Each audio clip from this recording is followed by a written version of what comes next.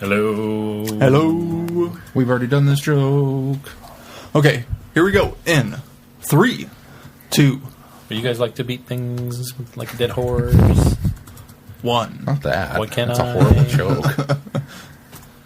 What are you saying that my jokes suck? Yes. Oh. Hi, I'm Will Wheaton. I know, right? You're listening to Traveling the Vortex. Well, look in the mirror and what do you see? An American Russian, a soldier on me. When you all press the buttons, just where will you be?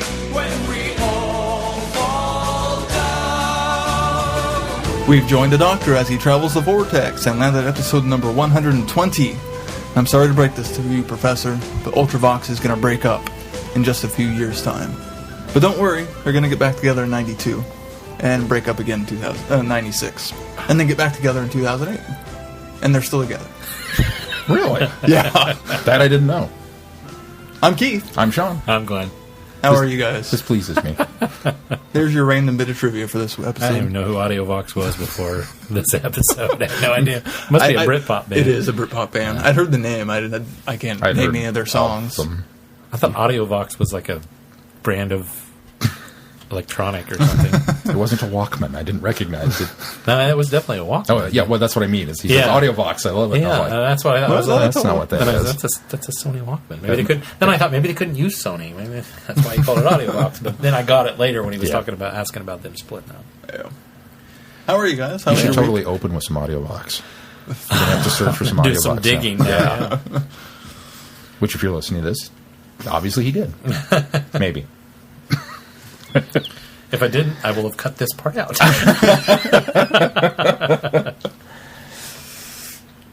Did you guys have as slow of a week as I did? No, because I was on a normal schedule.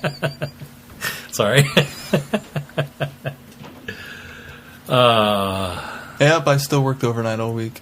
And you got another week of it to go. Another week of it. Although it sounds like you might possibly be back on Friday. I don't anticipate think you it will being either, back by but- Friday. I did start Grimm, finally. The TV series? It's not bad. Not bad. Not You're bad watching at it all. at work? No, Oh. I'm watching it here. I thought maybe you just had some time. No, I'm Go in and build that show and then have about some downtime. 3/4 of the way through Darth Plagueis, the book. Oh, you're reading that. Yeah. Cool. Which it's really good. Was it good? I highly recommend it.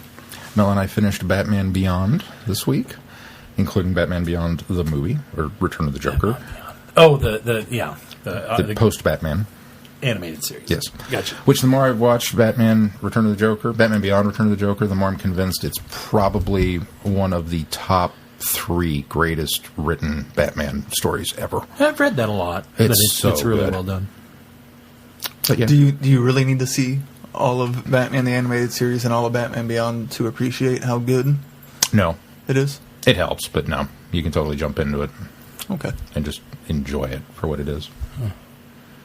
I made Mel sit through 7 seasons of television to get to it, but It's good Batman television. Beyond that long? Or no, you're we were including all the 4 series? animated Oh, series I to got get to Batman Beyond, which was How 3 many seasons. There was 3? Batman Beyond really went 3 went 3, seasons? yeah. Wow. I tried watching it. I didn't think it was all that good. Oh, it's far superior to animated. Yeah, the Batman animated series. I tried. I watched probably about a half a season and I gave up on It's it. so good. So good. It's on Netflix now. Yeah. I don't know about As Return of the is, Joker. I don't think that one is. I don't think that one is. But the Avengers is. Or Justice League, I'm sorry. Oh, the cartoon Yeah, Justice yeah, League. Justice League. That's what we're getting ready to start now, Yeah. because Which is technically only there's an 2 episode at the end of Justice League that kind of is the cap end stone for Batman Beyond. How long did Justice League go? 2 seasons of Justice League, 2 seasons of Justice League Unlimited. Oh, okay. So the entire run of Justice League is on. Yeah. And I'm assuming, since they added a whole bunch of Cartoon Network stuff. Yeah. Clone Wars on there yet? Nope. Yeah. You've seen it all, though, haven't you? No. You own 2 seasons of it, Yep. though. Haven't started it yet. You haven't even started those? I watched the movie and kind of was like, this is all right. But Mason and I watched the first I've heard the 2 series is seasons phenomenal. that I borrowed from you, but then I didn't go any further than that. So I was waiting I've to watched borrow your 3rd season. most but of you it. haven't I bought it yet. I watched season 3 and then fell off after that. Yeah. I've heard it just keeps getting better and Yeah. better It and does. better I just and better didn't and better. seek it out. Ended on a real high note. So. But no more. I had a friend in town, so I've off and on been hanging out with him. So That's pretty much the excitement, though. We went shot pool and went out last night, had some drinks. I apologize. I completely forgot to tell you that Elrod was in town. I know. He told me, mentioned it. and then I was like, dang it, I wish I'd have known that, because I would have made some time to go see him. Yeah, I'm sorry. I forgot. He said he'll come back. Catch him next round. Well, And it won't be 7 years He makes between it sound like visits. he's going to be back in, October? Probably for the wedding. He'll come Yeah. back for For Will and James. Sarah's, or James and Okay, Kara's good. wedding. Well, I'm going to that, so. Cool. Sean may have to call me. Don't leave where it you up to at? me. I'll call you and tell you. I'll remind Where you at? Dude, where you at? Oh, yeah. Keith's getting married this weekend. Is that today? That sounds bad, but that was the first wedding. That was the wasn't first this one. time. Yeah, years ago. Years and years and years. Years and years ago. Years and years. All right. Back in the long, long ago. We're going to rush this one along because we've found out that we have lots of news. No, we don't. We have a couple items of news, but we do have a lot of feedback we want to get to this week. And so let's move on to news first, guys. Oh, some 50th anniversary news. Doctor Who News Flash. This is a Doctor Who news flash. Another person has joined the cast for John the Barrowman? 50th. Not John Barrowman. Christopher Eccleston. Not Christopher Eccleston. Paul McGann. Not Paul McGann. Gemma Redgrave. Maybe not Paul McGann. We're going to get to that in a little bit. Gemma Redgrave's returning to the role of Kate Stewart. Which they got that. They got that Which out. means we probably will see some unit. We will. They got that out right You before think? they started. They filmed some of the filming was taking place with her. know, So like That's a what bunch they're of set doing. pictures leaked. Yeah, and it's- that's what they're doing. They're shooting in and around London. I've seen some of the pictures, and they know that there's no. Both the guys went like hanging from the TARDIS.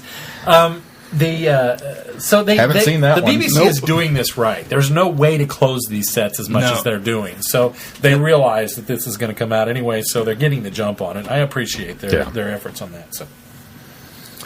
So excited to see Kate return. yeah. And Did you guys see the other picture of that shooting time? I saw a string of them. What are you referring to? One of the scientists walking with the Doctor and Clara.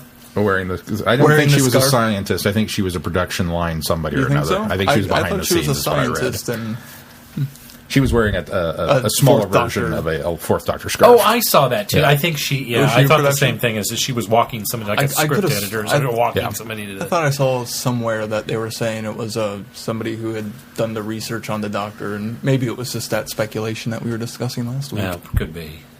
As we've all said now, we'll wait until we actually see something. If it appears in the episode, I will squee a little bit. If it does not, oh well. Yeah, I just the look of it, it didn't look like it. Just looked like somebody escorting them somewhere. Is what it Yeah. looked like to me. But it could have been. It could go. It could go either way.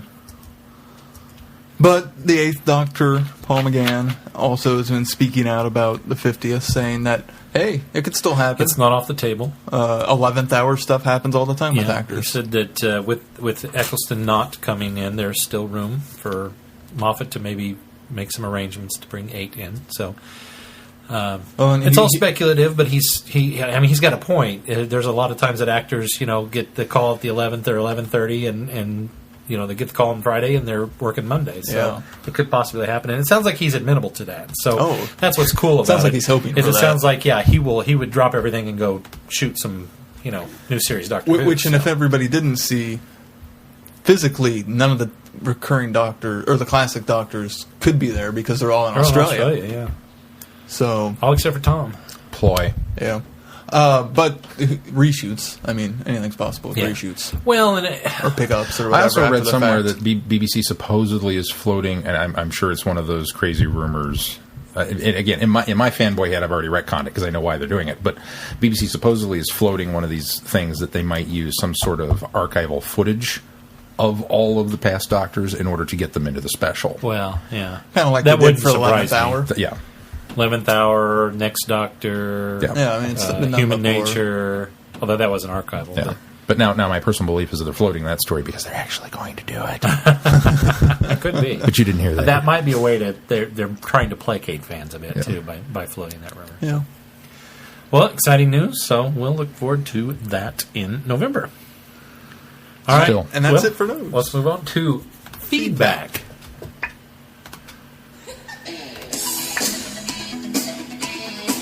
It had to be this. You knew that, right? Oh, yeah. I mean, there was no choice We here. expected none less. Down on a planet with an alien bazaar. A child queen singing, it's kind of bizarre. Do do do do do do do do do do do do.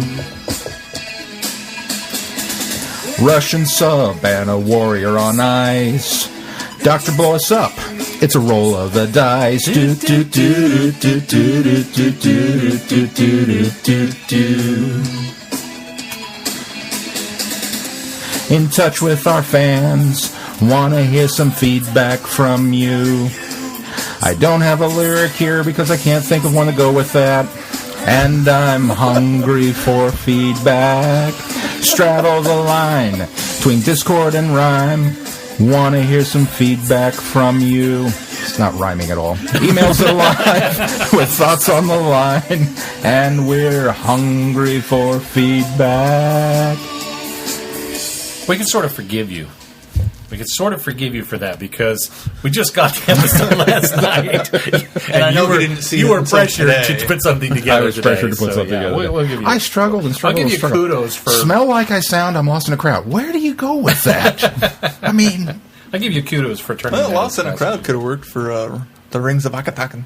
Akatakan. That's true. Anybody right. disappointed now that we actually know how it's pronounced? Akaton.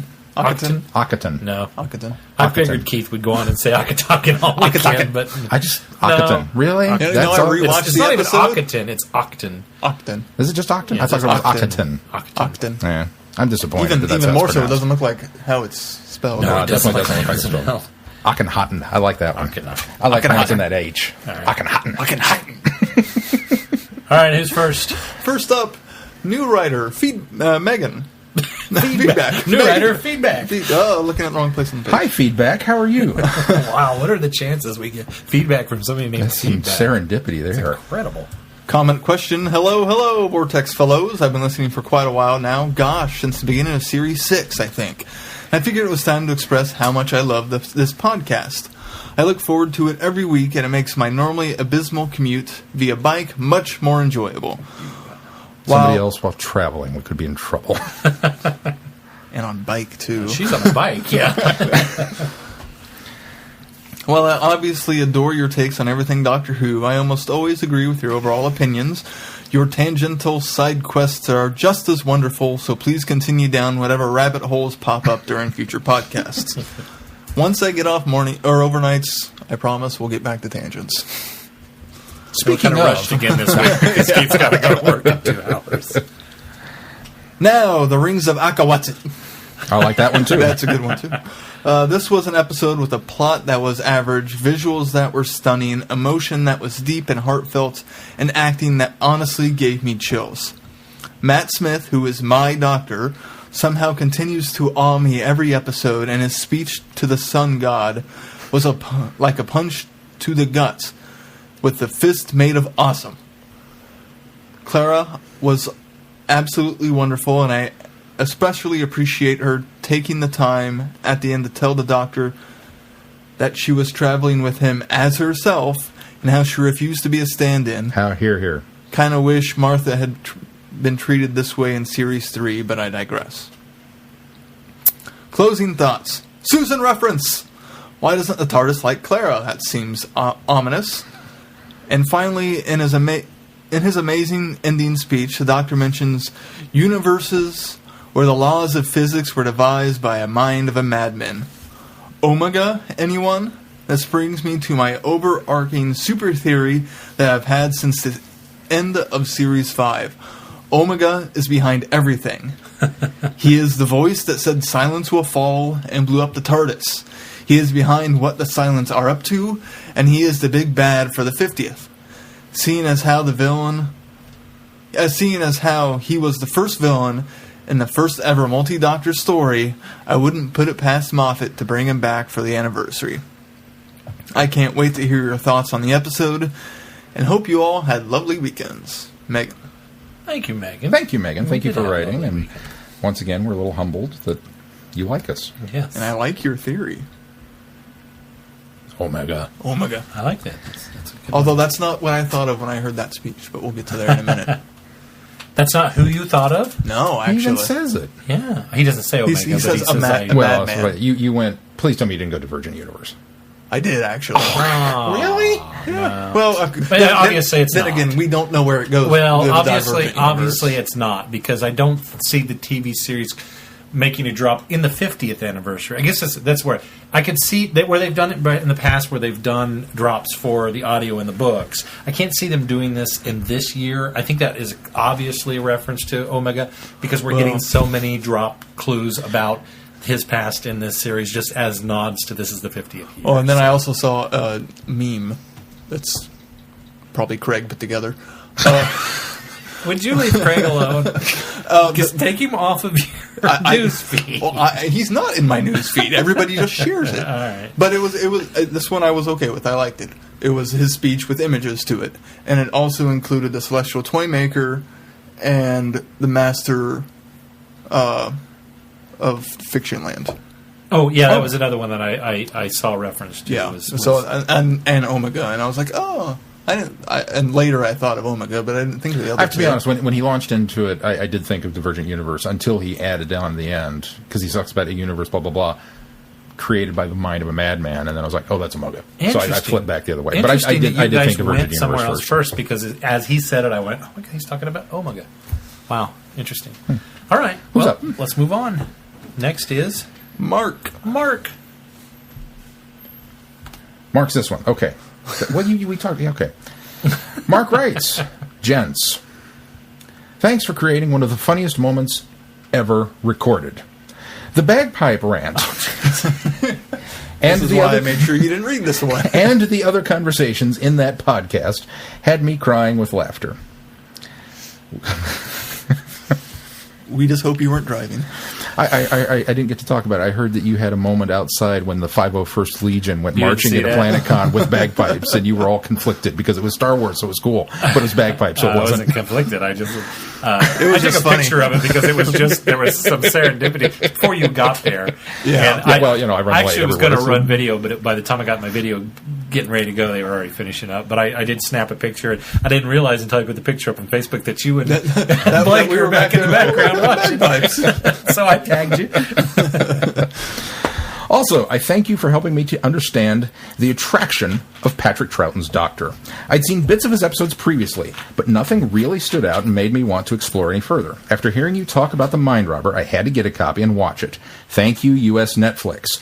I'm in the UK, but where there's a will, there's a way. The overall impression I was left with after reviewing was how sophisticated it was. That may sound strange, but a lot of classic Who leaves me with the feeling that the writers and directors weren't that interested in details and thought they could get away with lazy scripts or plots as it was only for kids. On another note, I see that you're watching the TV movie this week. I guess it was obviously from last week. Did we miss one? Okay. If they ever make another Doctor Who film, it has to be an 8th Doctor adventure based on the last Great Time War. Sod Eccleston. If he doesn't want to be associated, then Paul McGann should be given another chance to shine. Amen.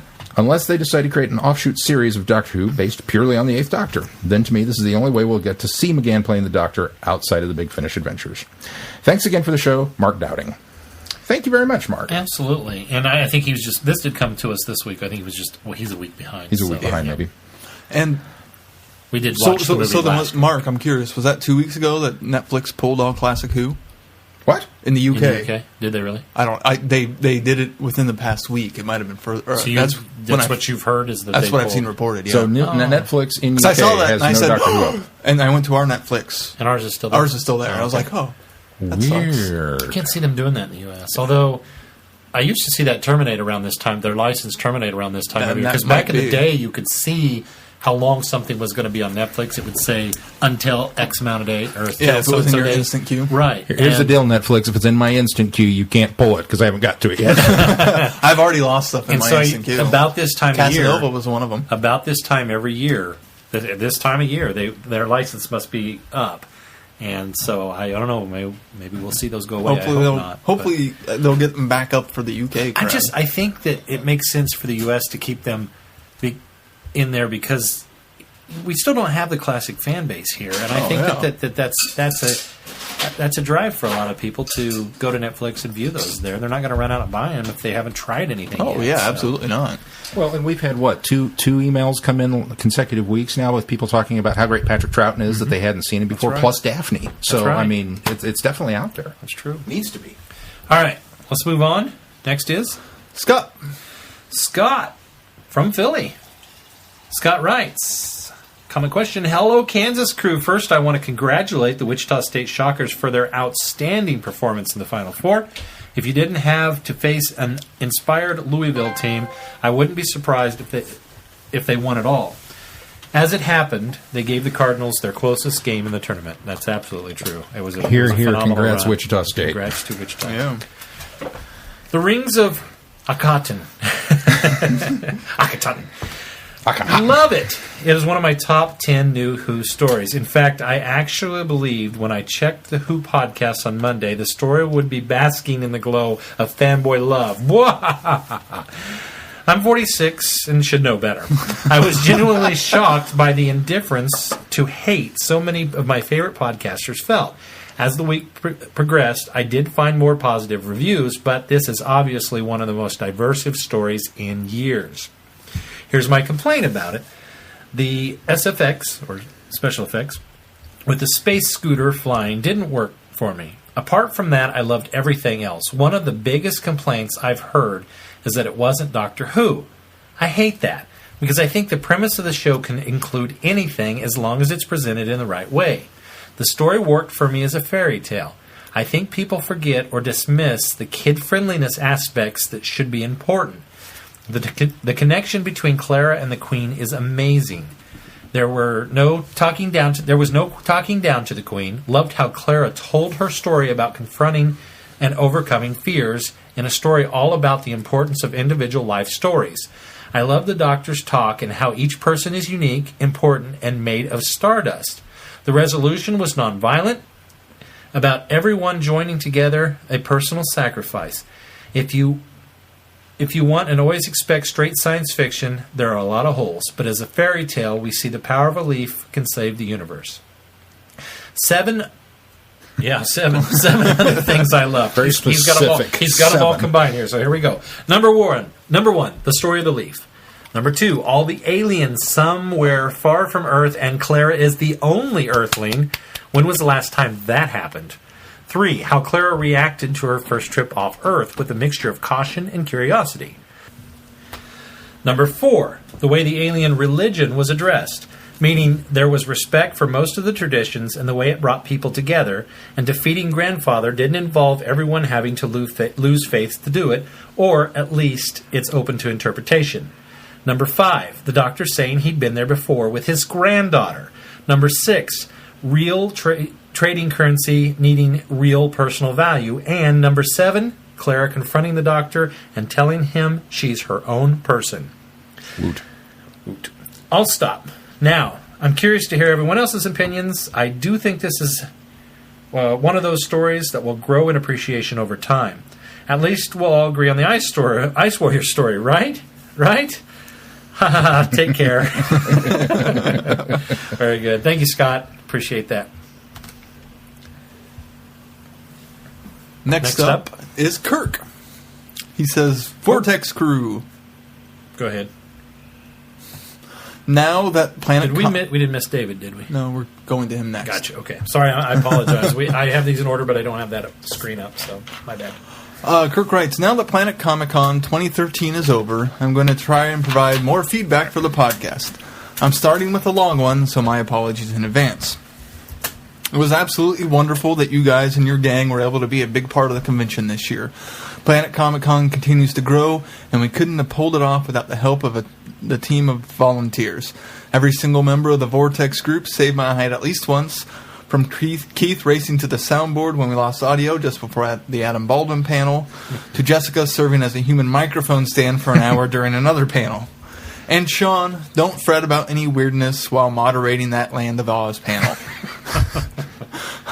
And thanks for your support. I moderated the Oz panel the last time that Eric Shanhauer and Scotty Young were at Planet Comic-Con. It was during a massive blizzard, so we only had the audience of about 9 people. As you noticed, Eric takes Oz very, very seriously. So I felt like I was putting my foot in my mouth with every question. Yeah, but I bet you didn't ask him, do you like The Wizard of Oz? I was delighted to hear your panel with Daphne Ashbrook on the podcast. With the crazy convention schedule, I didn't get to see it live.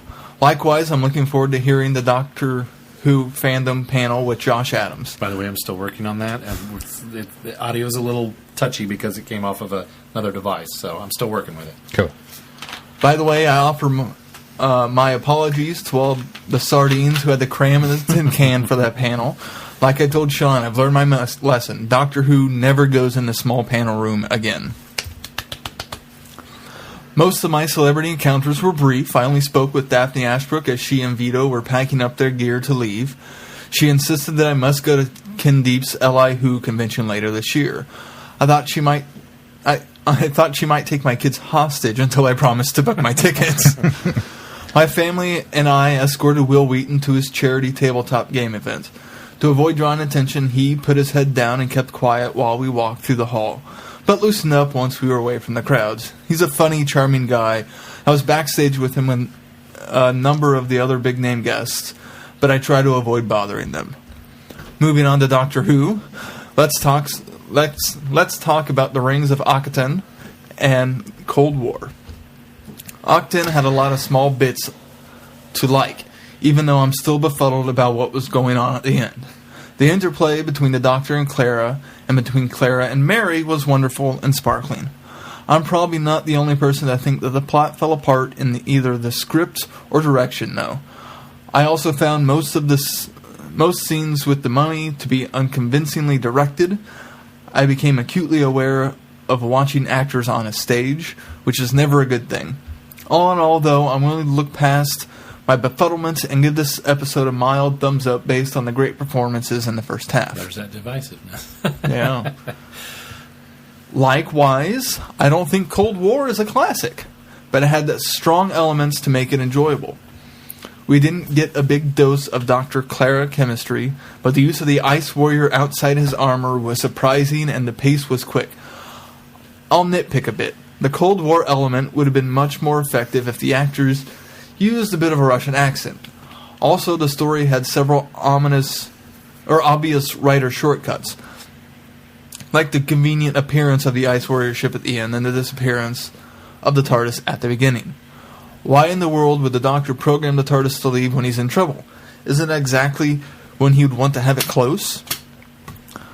I was also a bit stymied by the Professor Grisenko's interest in 80s Western pop music. It seems like it was only shoehorned into the script to give Clara a feeble excuse to sing lyrics about a wolf. A bad wolf, maybe?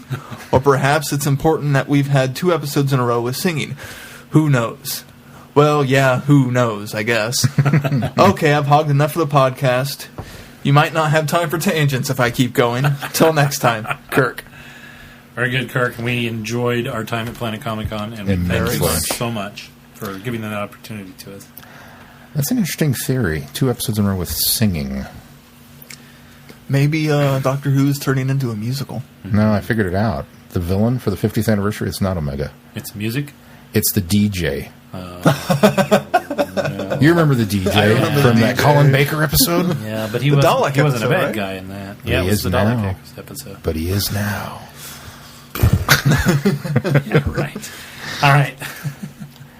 And if you believe that, I have some oceanfront land in Missouri that I'd like to unload cheap. Next up is David.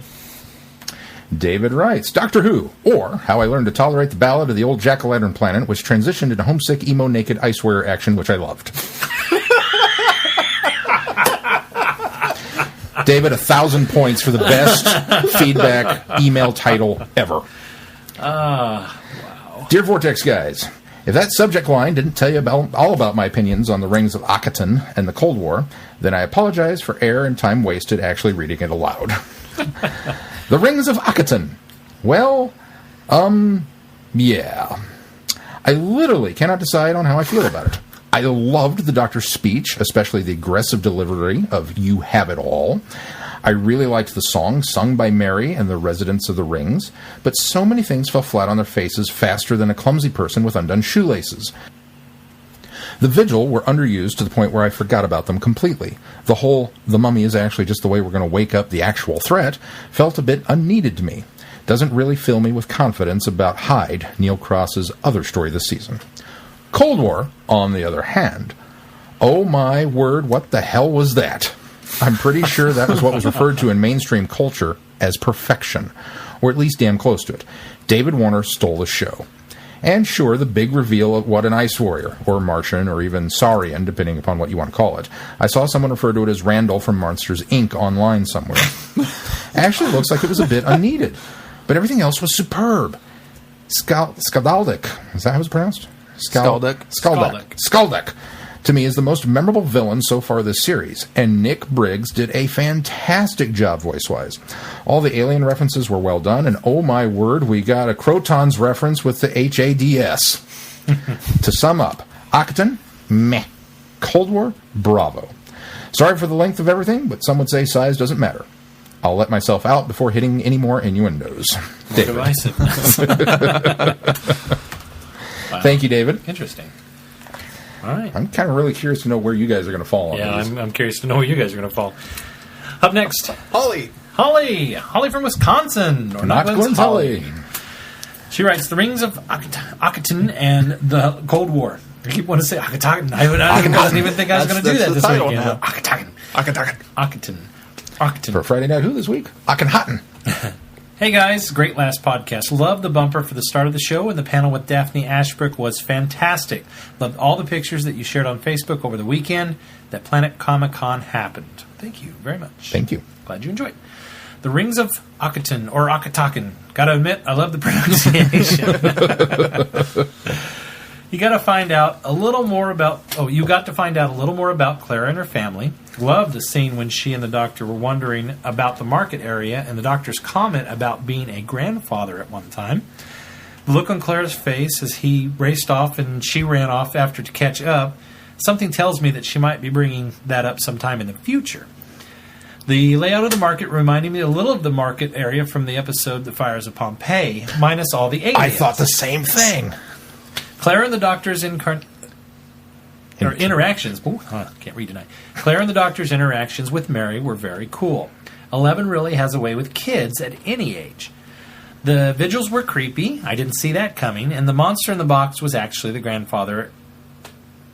Wasn't actually the grandfather at all, just his alarm clock.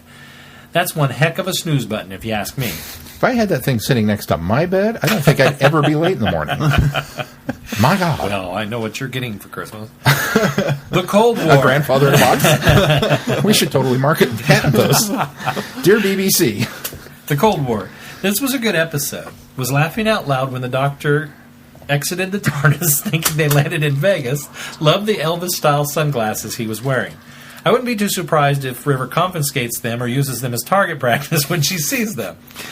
Was a little surprised that the TARDIS disappeared so quickly in the beginning of the episode, and that both the Doctor and Clara were still able to understand the Russian crew, and the crew was also able to understand them. The TARDIS has a very powerful long-distance translation matrix. Skaldek coming out of his suit looks weird in print, doesn't it? Yeah. Was a plot twist I didn't see coming. Loved the scientist and how he bonded with Clara. Speaking of Clara, she really stayed calm under the pressure of landing in the sub and having to act as the go-between with Skaldek. I'm going to wrap this up here, seeing as there are 2 episodes to be talked about. Looking forward to hearing your thoughts on both episodes. Holly from Wisconsin. Thank you, Holly. Thank you, Holly. We'll be giving you our reviews shortly. But first, Mark, he says, and the cat's in the You got to sing that. And the cat's in the cradle and the silver spoon, a little boy blue and the man on the moon. Hey guys, Mark Lee here, long time no feedback. I recently rediscovered Traveling the Vortex after going through a little bump in my life, and it has helped me get through tough times.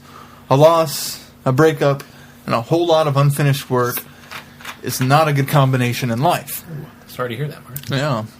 But it's also made me think a lot about Doctor Who. A doctor is often accused of meddling with time. But if you were given a time machine and were given all of time and space to wonder, especially if you're in a difficult stage in your life, then you are bound to end up interfering. Bound up. You're bound to end up interfering, whether you intend to or not. Refuge, I suppose. I'm currently sat in the library with my friend Olivia, and I've just asked her, if we could run away in a TARDIS, where would you like to go first? And normally, if someone asked me this, I, like Clara, would have no clue. But she, without skipping a beat, said, the Middle Ages. We'd find King Arthur. We'd sit at a round table with him. Cheers. I was stunned, and I asked her how she'd explain that neither our knowledge or clothes didn't fit in with the period, to which she replied, we talked to Merlin first, obviously. He was a pretty open-minded wizard, and he'd believe we'd arrived in the future in a magical blue box, which rendered me speechless. Why has the Doctor never thought of Who on this? earth is this Olivia? She's smart as a whip. Well, I think the problem is the Doctor's mistaken for Merlin most of the time. Yeah. He was Merlin. Oh, and about Cold Blood, I think he means Cold War, I have a question. What language do Ice Warriors speak? Do they speak Russian or Martian? Unless Ice Warriors have a Russian translation thingamabob, I don't know how we could talk to them in a language that didn't exist 5,000 years ago when he was frozen. At first, do you guys want to touch that? Well, briefly. I mean, if we look back at the previous episodes with the Ice Warriors, not including the Peladon ones, because there's a different idea there, but with the ones that are fallen out in the Ice Warriors, the original, they automatically start talking to the Doctor and the Americans and that, or they weren't American, they were British, but the humans in that era. And so I have to presuppose that maybe the TARDIS matrix reaches out to others close by as well, and perhaps you don't have to just travel in the TARDIS. That perhaps there's some fidgeting there with the TARDIS and as if well. the TARDIS is as sentient as we believe, it would be smart enough to recognize, oh, that's an alien. They're going to be interacting with that. Better make it speak their language. So that's just my opinion. So anybody connected to the Doctor at the time that there's, I mean, it's an excellent posed question. I'm sorry, we're going to go. It's a fantastic question, but you'd have to discount a massive amount of classic Who in order to explain that away, because there are a lot of aliens that are already interacting with other species, humans or whatnot, in classic Who before the Doctor even shows up with the TARDIS. So I mean, yeah, that's true. I think it's one of those things that, for the necessity of the story, Martians are able to speak English or Russian for that matter. Hey, Mark, we'll explain later. At first, I wasn't sure how I felt about the Ice Warrior leaving its armor. But as soon as I saw an Ice Warrior without its shell suit, it won me over. One of my favorite quotes was, "My race is dead, but now there will be a second red planet, red with the blood of humanity." There's no denying that the writing in this episode was fantastic. It really makes me want to rewatch the old Ice Warrior episodes. To think that they were created during the monster season of Doctor Who, whilst the Daleks were about to leave the show for good, the show needed a new monster. So in Troughton's second series, we got the Yeti, the Great Intelligence, the Ice Warriors, and more of the Cybermen. And so far, all three have returned to New Who. This season. The early years of Who... The Yeti technically haven't, but the Great Intelligence. The Great Intelligence, yeah. The Yeti, I guess, rematerialized in the form of the snowman. So, the early years of Who were really great. Really were great. My favorite eras of classic Who were as follows. Troughton's era, Sylvester McCoy's era, Colin Baker's era, only after hearing him in Big Finish and realizing how much the character could have developed, Pertwee's era, as he is my classic Doctor after all, and then the first couple series of Tom Baker's era, Peter Davison's era. Not so much. Peter Davison's era, not so much. But I don't think I've ever hidden that fact that I've never liked the Peter Davidson era. Sorry, Chrissy. Whatever happened to Moldwich? Haven't heard from him in the feedback section of late. He still listens a lot. I talk to him briefly every once in a while on Twitter, but I think he's very busy. Very busy. Just had another kid. Oh, then he's even more busy. I didn't realize that. Yeah, he actually reached out to Sarah to make monsters for his kids. That's right. And I did see that too. By the time we shipped them like 2 months ago, they were still expecting. But I believe I saw that the third one is. Well, I hadn't seen that. Present. I actually think I knew she was expecting. Congratulations, Moldwich. They were expecting. Yeah. Anyways, I better get back to work. The library closes at 4, and I've got 2 textbooks to learn in 6 weeks, so I can either get to work or sit here waiting for the doctor to show up. I'm more inclined to pick the latter option. Thanks for continuing to be such great podcast hosts, from Mark McMarmite. And Mark sent a couple other follow-ups that we're going to hold off until maybe next week. So, yeah. All right. Because we don't get to hear from Mark very often. That's right. We're going to spread the love. Spread the love. All right. Next up is Chrissy. Chrissy writes, pleasing the unpleasable. Dear Vortex Boys, I have a point I'd like to communicate to Who fandom in general, and I hope you 3 don't mind that I'm going to use the feedback section of your podcast to do it. But the past week saw some incredibly hideous words and actions from a certain section of Whovians, and I've got some grievances to air. I'll try to keep it PG, just in case Glenn's kids are listening. None of this is directed at you 3. Just want to make that clear. You don't know. You haven't heard our reviews That's yet. true. I liked The Rings of Akaton. A lot. I even said so on my blog. There were a lot of heartfelt themes and emotions going through that story, which resonated with me. Some of you didn't like that episode. Fine and good. We're not meant to like all the same things. But for the love of the mother of Rassilon and all her crazy nephews, do you have to be such babies about it? Not 2 minutes after I posted my thoughts to my blog and Twitter did I see such hate and vitriol against Stephen Moffat and Matt Smith and Jenna Louise Coleman and Neil Cross, and maybe even going all the way back to Verity Lambert and Sidney Newman for creating the show in the first place. All because one story of Doctor Who did not meet all your fanboy criteria for a quote-unquote good episode.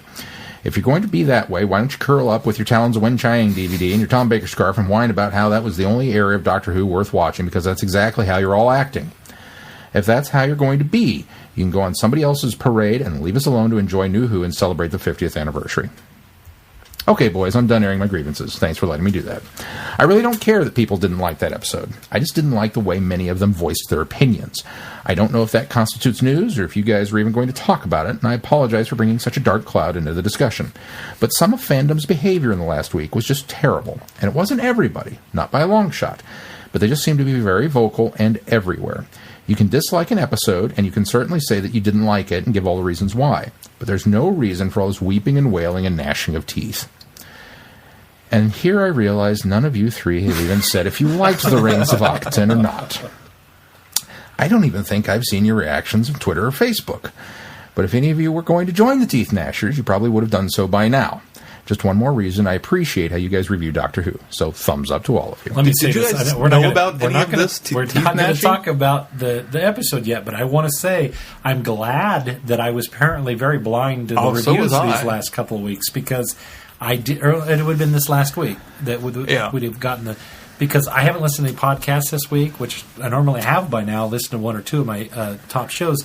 And I haven't read. I was very disconnected this week as far as online. I mean, just been so busy and consumed. I didn't know this was happening. So I suppose until Chris even mentioned it. I might have come to this show with a different attitude, because I might have done the same rant she just did. So maybe she's done it for us. So anyway, I think Planet Comic-Con took us so far out of the element. I don't know. You guys watched the episode. I did watch it that night. I didn't get to watch it until weekend. I watched it when I got home. I didn't watch Rings of Akaton until Thursday night.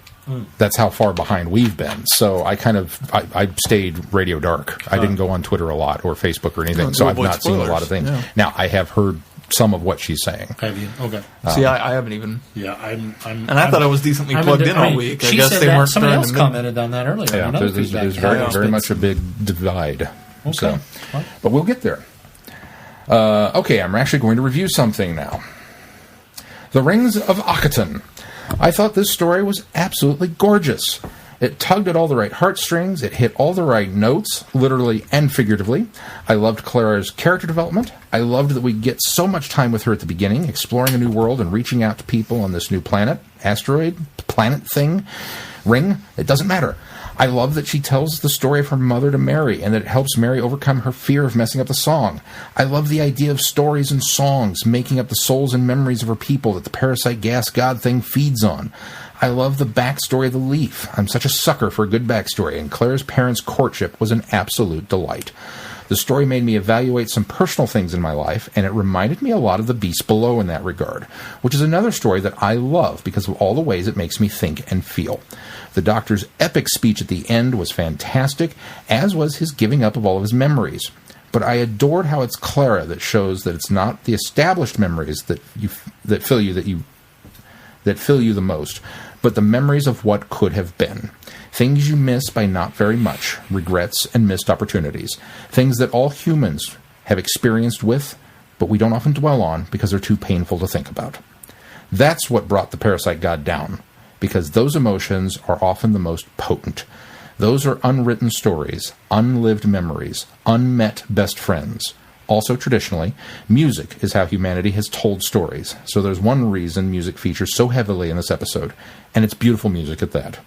And that's what the leaf represents, and that is why Clara was so important and how she can defeat the parasite. And I don't think we've heard the end of this in her story arc. So when I find all these wonderful little emotional hooks in a story, I'm not terribly worried about how everyone else breathing in space, or how the people of Akaton are going to live without sunlight, or why the TARDIS translation circuit isn't working. I just take for granted that it's happening and things are going to be fine. Call it an emotional manipulation or whatever you want. But I just can't be bothered to care about all those silly little details at that point. And the Doctor saying he's been to Akaton with his granddaughter was a bonus emotional hook, and I loved it. Cold War. I enjoyed this story well enough. It was a fun running through corridor shoot-'em-up story. The Ice Warrior was fantastic, as with the idea of it breaking out of its armor and running around a leaky Soviet submarine terrorizing everybody. I know everybody's going fanboy giddy over the Ice Warrior, but I think this is what Warriors of the Deep was meant to be back in the day. A darkly lit enclosed space with monsters running around. It also made me think of Dalek, reintroducing a classic creature with just one of them instead of a whole horde breaking down the doors. I thought there might be a scene with Clara connecting with the Ice Warrior the way Rose connected with the Dalek, but maybe that would have been too much. I love how Clara was kind of awkward and unsure when she gave the Ice Warrior salute, even though she was all gung-ho for going in there to talk to the thing. If I have a complaint about Cold War, it's that the pacing was all over the place. There were times that it felt like it was going fast. There were other times that I wondered where it was going, if it was going anywhere at all. I don't want to say it was boring, because it wasn't, but there were moments where it was probably the next closest thing to it. Though I think I listened to Hungry Like the Wolf about 10 times since I finished watching Cold War. Of all the places I expected to find a reference to Duran Duran, a Soviet submarine was not one of them. Oh, and I loved the Daphne Ashbrook interview from Planet Comic-Con, and in a bit of serendipity, I was browsing through Big Finish's Companion Chronicles looking for things to review for my big 50th anniversary blogging project, and I found the story that she and Yi So are in, and I bought it. I haven't listened to it yet, but I'll be reviewing that in the course of my anniversary year reviews, so look for that in coming months. It was just cool that I found it so soon after hearing her on the podcast. That's all. That's it for me. Let's hear from the rest of your feedbackers. Chrissy. P.S. A bit of shameless self-promotion. Here's a link to my blogging project celebrating the 50th anniversary. There are only 3 posts so far. There will be more soon. And we will include that link in our show notes.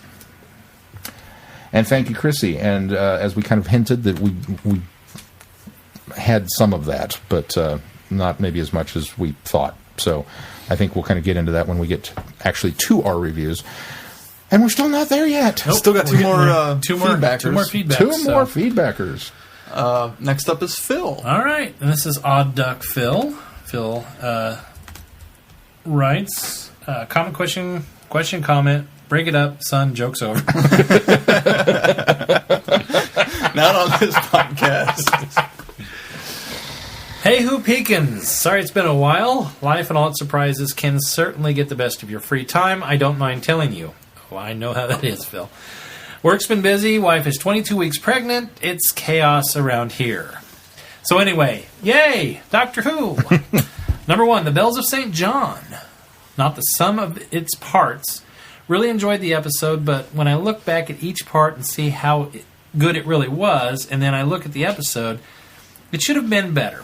Or I'm still coming off the Christmas episode was awesome high, and nothing they could have thrown at me would have mattered. I can kind of see that. I can kind of see that perception. Number 2, Rings of Octon.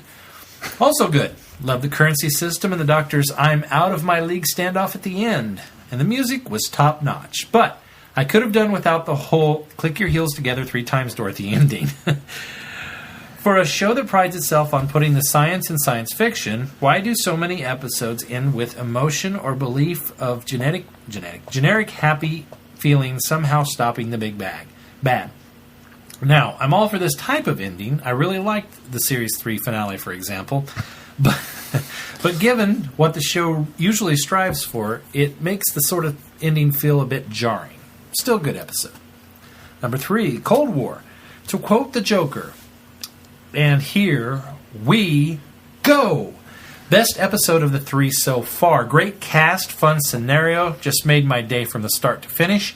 If I had a complaint, and honestly, it wouldn't be me if I didn't, it's the Doctor's split-up plan. Really? You really split the party up to hunt down the spooky alien monster? Really? I guess I should be thankful that there was no spooky cabin or horny teenagers in the episode, or the whole group would have been doomed to death by horror tropes. I thought the same thing. He says, we're going to split up and search the sub from top to bottom. And I went, that is the crappiest plan in the history. He has to come here to fire the missiles. Stay here. But I know, we got to kill people off. Number 4, David Warner. Yay! Okay, running out of time. Hope you all are well, and we'll try to have something in for next time. Doug Phil. Thank you very much, Phil. Thanks, Phil. And last. And a late bit ad, we should say. A very late bit. Although, in our defense, we would normally be recording later. It would still be close to the line. Mm-hmm. Brenda, we got your email just in time. Her subject line, I remember Eisenhower. Dear Vortex gang. I had to chuckle last week when the 3 of you were joking about the earliest president you could remember. I can remember Eisenhower, so I trump you all. To get more topical, congratulations to the team for such a stellar weekend at Planet Comic-Con. I think it's great that the 3 of you are developing such an expert reputation in the Hugh community. And just think, I knew you win. Expert reputations. My God in heaven, are we in trouble? Now, settle in for some long feedback. I have been on Cloud 9 since the new episodes of Who began airing, and I have loved every one of them. And I am so happy with the great chemistry between Claire and the Doctor. I'm especially enjoying the many cheeky side comments by both of them, but especially by the Doctor. He has really hit his stride in these episodes, and I was interested to hear Moffat say something in one of the Doctor Who Insider bits that were inserted into a commercial slots last night. He noted that Matt Smith has found his voice, and that all the writers are writing to that voice with great effect. He also said Doctor Who should be written, made, and produced by people who love it, because if you don't love it, you'll never put up with it, quite frankly. I chuckled at that comment because it's so true. I have friends who aren't Whovians, and when I try to explain what I love about the show, they just look at me like I'm mental. Maybe I am, but it brings me joy, so who cares? About the Rings of Octon. I read... She put a pronouncer in. She did. Octon. I'm sorry, Brenda. I think you're wrong. It's Akahaten. It's Akahaten. Octon. I read Scott's comment on the Vortex Facebook page, and I agree wholeheartedly with his assessment. I had an unexpectedly powerful emotional reaction to this story, to the point that I actually cried a couple of times. Admittedly, the soundtrack was structured for emotion, and I'm a sucker for music, so when a story features people whose most sacred form of communication is singing, they had me at first note. I love the concepts of sharing stories and the memories as precious commodities, and Claire's gift of the leaf was a stroke of genius. The infinite, wonderful possibilities of days never lived. There were so many wonderful moments that made me smile. the great variety of aliens, shades of Star Wars Cantina, the hilarious pelvic thrust way of greeting one alien, the communication by barking, and the doctor's delight when Clara did the same. His great expression when he momentarily considered using the Sonic as payment for the scooter, his reference to his granddaughter, and Clara's response. The way both of them interacted with the young queen in such a rich way, the doctor joining in the singing. I could go on, but you get the point. I loved the episode. And when the doctor got going in his big rant at the evil god, it was like the Pandora caught all over again, except this time he was ranting at a big jack-o'-lantern, and I didn't even mind. As for the Cold War, this was one of the best crafted stories I've ever seen on Who. It never dipped in interest for me, and I appreciated a good old straight thriller with no timey-wimey twist that required me to think hard, even though I do love timey-wimey as well. I haven't seen the classic Ice Warriors episodes, so I can't compare this one to those, but I did find this Ice Warrior to be terrifying, much like Alien. When he shed his armor and was moving around the ship like lightning, I appreciated the less is more views of the alien. The blur of him rushing past, or those hands on someone's head, that was so effectively creepy. The episode had a Hunt for Red October feel to it, and it was also reminiscent of the Cuban Missile Crisis. Which of us shall blink first? When the Doctor activated the red setting on his Sonic, I thought that the Who community was going to likely find fault with the overuse of the Sonic again. But I have to say that I'm totally fine with the ever-expanding uses for it. There once was a time not so long ago when the only thing I could do with the telephone was make a call with it. And then it was tethered to a cable and limited to a small area in my house. Now my phone travels with me everywhere, and I use it as a GPS, a flashlight, an alarm clock, a camera, for email, to surf the net, play games, order stuff, and on and on. It makes sense to me that as technology advances, the Sonic will be able to do more things. So I say, Sonic on, Doctor. Very interesting point I hadn't thought of. Remind me when we get to these episodes. Because because Keith kind of pointed that out when we had our Sonic discussion. That his Sonic just continues to evolve as he. Yeah, but actually physically comparing it to a cell phone or to a phone in general, that they started off as this and now they do all of this. I would not have made. I agree, technology should advance, but I just never made that connection to it. So, ironically, these two episodes are ones where you don't need that justification. I'll mention it when we get there. Okay. Yeah. You have to explain that because one to me. you don't need they drop a line in where you don't have to explain to yourself how the Sonic is doing all of this. I can think of one, but I couldn't think of the other. Go ahead. Okay. Continuing on. So, those are my reviews, and I look forward to hearing your collective insights. Before signing off, however, I have a few more thoughts to share. About Chris Eccleston passing on the 50th anniversary episode. Even though I'm disappointed, I'm not comfortable with the negative feelings towards him that are being expressed by so many. Or just me. Diplomatic as ever. Really, no one knows what factors influence this decision, and to speculate about his reasons for declining is just that, speculation. For all we know, he could have an offer for another project that conflicts with filming, or he could be sick, or any other thousands of reasons. Even if Sounds like you're speculating on why he turned it around. He's going to be home washing his hair. Even if he did decline simply because he doesn't feel any love for Who, he is certainly within his rights to do so. From what I've loved, he didn't have a great experience on his one season, so if he wants to leave it all behind, so be it. According to that article I posted on the Vortex Facebook page, Paul McGann feels that it's not too late for him or some of the other doctors to get called in for a few brief scenes. So if Eccleston's decision leaves the door open for others who do want to be involved, even better. Agreed. Indeed. I'm assuming that you've also seen the BBC America special about the companions that aired before the premiere on March 30th. I thought it was well done and offered some interesting insights. If you haven't seen it, let me know and I can get a copy of it to you if you wish. I And I close with a totally random question. Is the 11th Doctor the only one to fly 3 different TARDIS consoles? Just occurred to me as I watched him with his current console. So that's my long-winded feedback. I hope you all have a great week. Brenda in Atlanta. I don't think we did see the companion one, but from what we heard of it, we were kind of dismayed that they didn't only focus on New Who.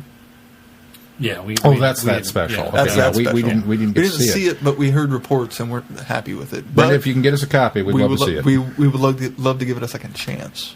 Brenda, the first Doctor's console room evolved over his entire run, but it never changed so much that it was as different as it was with it was more a matter of if we needed a bank of computers here to do something in Right, the episode, right. a bank of computers suddenly and showed the up. door switched sides, And the door a few switched times. sides and that kind of stuff. But yeah, From what I've seen of the second Doctor, because there's so much missing, I don't think his console room changed much.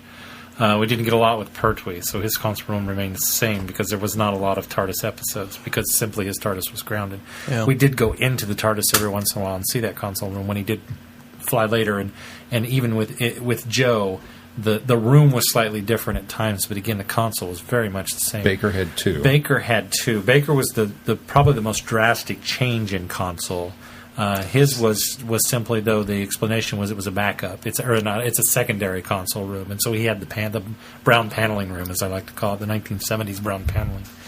5 had 2 because 5 got a refit for the 25th anniversary, which was the 5 Doctors episode. It was the 20th anniversary. 25th anniversary. 25th anniversary for the 5 Doctors. For the 5 Doctors. Oh, no, it was 20. It was 20. It is Okay. 20. So the It was 10 and 20th, 20. 20th episode or 20th anniversary. They did refresh the console. Now it's still similar. I mean, it's not as drastic of a There's change not a as we big get change with 11. in classic. well, aside from the it's a noticeable- It's not it's a a completely different noticeable console change, room. right. I think it's a noticeably different concept because it's got much more. It's a lot more high tech Yeah. and lights and bleeping and colors. There's a lot more color. A lot more to color it. to it. The funny little trim on the. But surprisingly enough, it remained that console all the way through to the end of Sylvester McCoy's era. It didn't change from that. And then McCoy had the movie, so he McCoy technically had 2. McCoy had 2 because if you count the film, you obviously have to count the film. But when you factor in the film, McGann and he shared that one. Now, if you go into some Big Finish audio, I don't know that much. The console might have changed from that point as well.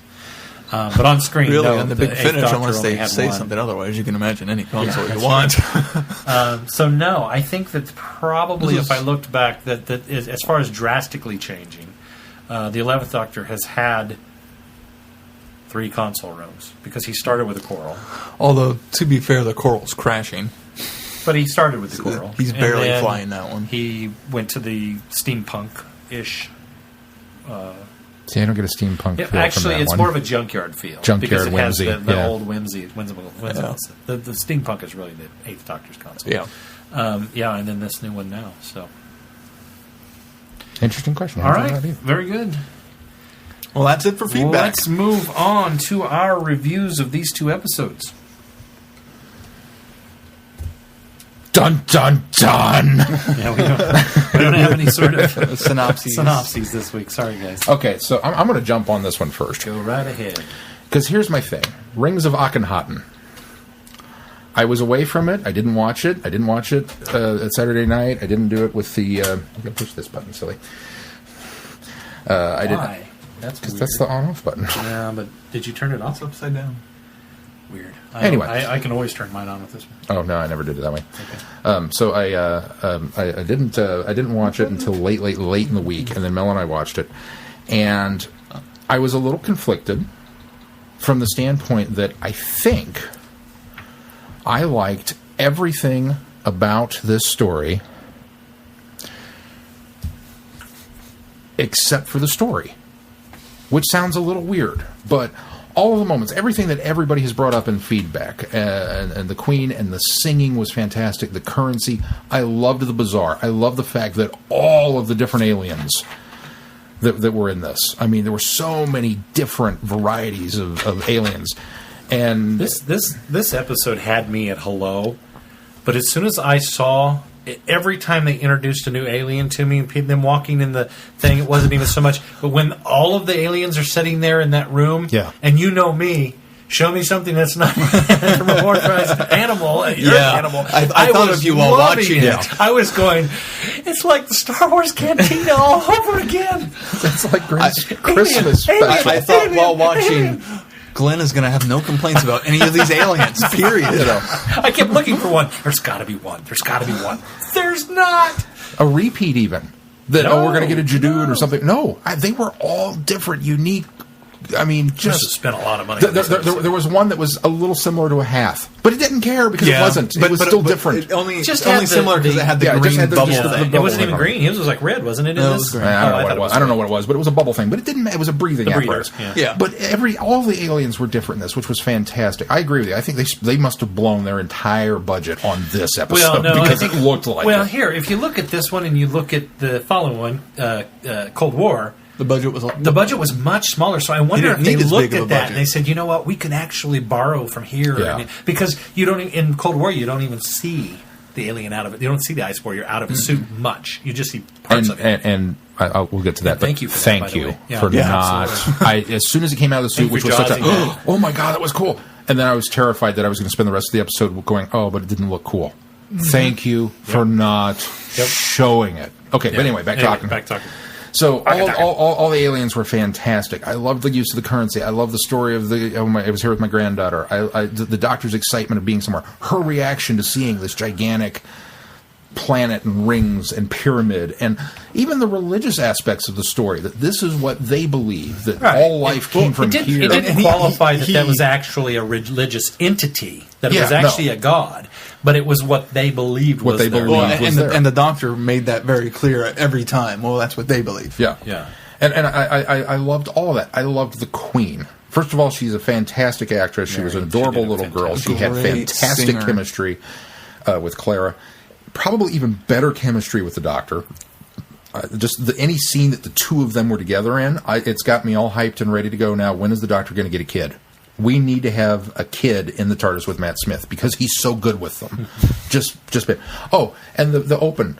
I'm with Chrissy. I'm a sucker for the backstory. The leaf and it was Well, no, especially after mesmerizingly seeing beautiful. all the promotional footage with the leaf. It's in that wallpaper poster. Yeah. And it's like, why is that What as is soon the as deal I with the saw leaf? that, What I is was the deal like, with the leaf? oh. And then I was okay with it. And I'll admit, as the story unfolded, did you forget about the leaf? No. As the story unfolded, the beginning, the opening with about the leaf, about Clara's parents meeting, I didn't feel this way, but I thought in the back of my head that there's going to be some people that have a problem with this setting up in the fairy tale sense that we just left with Amy. Yeah. And that this is all kind of, all of the imagery and the emotion and all of it tied up into one little leaf and being the most important thing in the world. And I really thought in the back of my head, there's going to be people that are going to be bothered by this. It didn't bother me, but I just knew, knowing fandom, knowing some part of fandom, I knew that people were going to have a problem with that. So I suppose that's probably one of the things everybody's picking on. I don't know. Again, I've been very disconnected this week. But I loved it. I thought it was fantastic. I did too. I just, the whole, just down the line. And then I didn't mind the space scooter. I didn't mind the fact that some of the things that people apparently complain about, that we're breathing in space. It's like, really? You can't. They live on a ring of asteroids. It's I sort of you can't believe there's an justified it. atmospheric bubble Well, there. I mean, that's just it. Just let it go. I sort of maybe presumed there was something encompassing the entire the market, which is one little piece of rock, and the temple, which is another piece of rock. I just kind of assumed there was some sort of there are atmospheric bubble 7 around that. cities, civilizations in that ring. Yeah. So why wouldn't it all be encompassing? Why wouldn't it all be Well, encompassing? yeah, I didn't get the impression that all 7 pieces were all wrapped in one bubble, But it could be. Yeah, But why not? I mean, it could be. If you need to stretch it that far to get it to work for you, stretch it that far. Just accept it and move on. I never even thought of that as an issue until one of I the didn't either. Yeah, until- I just ran with it. It's like, sure, yeah, what's going on? The Jack-o'-lantern sun, cool. The special It was not effects a in this sun. were It was amazing. not a sun. Let's make it clear. The entity Well, let's make it clear that it was either an asteroid or a planetoid or It's a something. It was planetoid not of a some sun. sort. Because I did see one complaint online that came across Twitter that said, Oh, but they've destroyed their sun. How are they going to heat Right, their... yeah. That was not their No, sun. it's not their sun. This is part of the 7 rings that is around this one. If you notice, there was one large sun there. Yeah, that was outside not, of it. was not this. I thought very they much did not that implode their sun. Yeah, no, Akaton looked to me like it was Jupiter. Yes, and that yeah. these are the Oh, rings, yes. or Saturn. Some That these sort are the of rings gaseous around planet Saturn, you thing, know, so yeah. it's a gas So- giant. But the jack-o'-lantern thing, that was cool. I mean, it was a very... Although if they did destroy it, the gravity field for the rings Well, but would again, disappear. It was- I don't know. But We're not it's- going there. We're just going to... wait. We fixed it because we have a happy ending, and I didn't mind that either. The singing the stories and the idea of we are to appease the god and you know go through this, and that this is their religious belief that they're doing this was fantastic. The music was great. Everything about this story I loved. But I got to the end, and there was some niggling little thing about the story, and I hope you guys can explain it to me, because I don't know what it was that I didn't like, but something was there that I didn't like. So it left me with just a hollow, empty, what just happened feeling. I think it's the end. I think that's it. The It's end just, is just too rushed. We've got a parasite It needed to be here. longer than 42 minutes. There's a parasite that's living in this, that's feeding on this belief structure that we've got. It's like, okay, I'm there with you.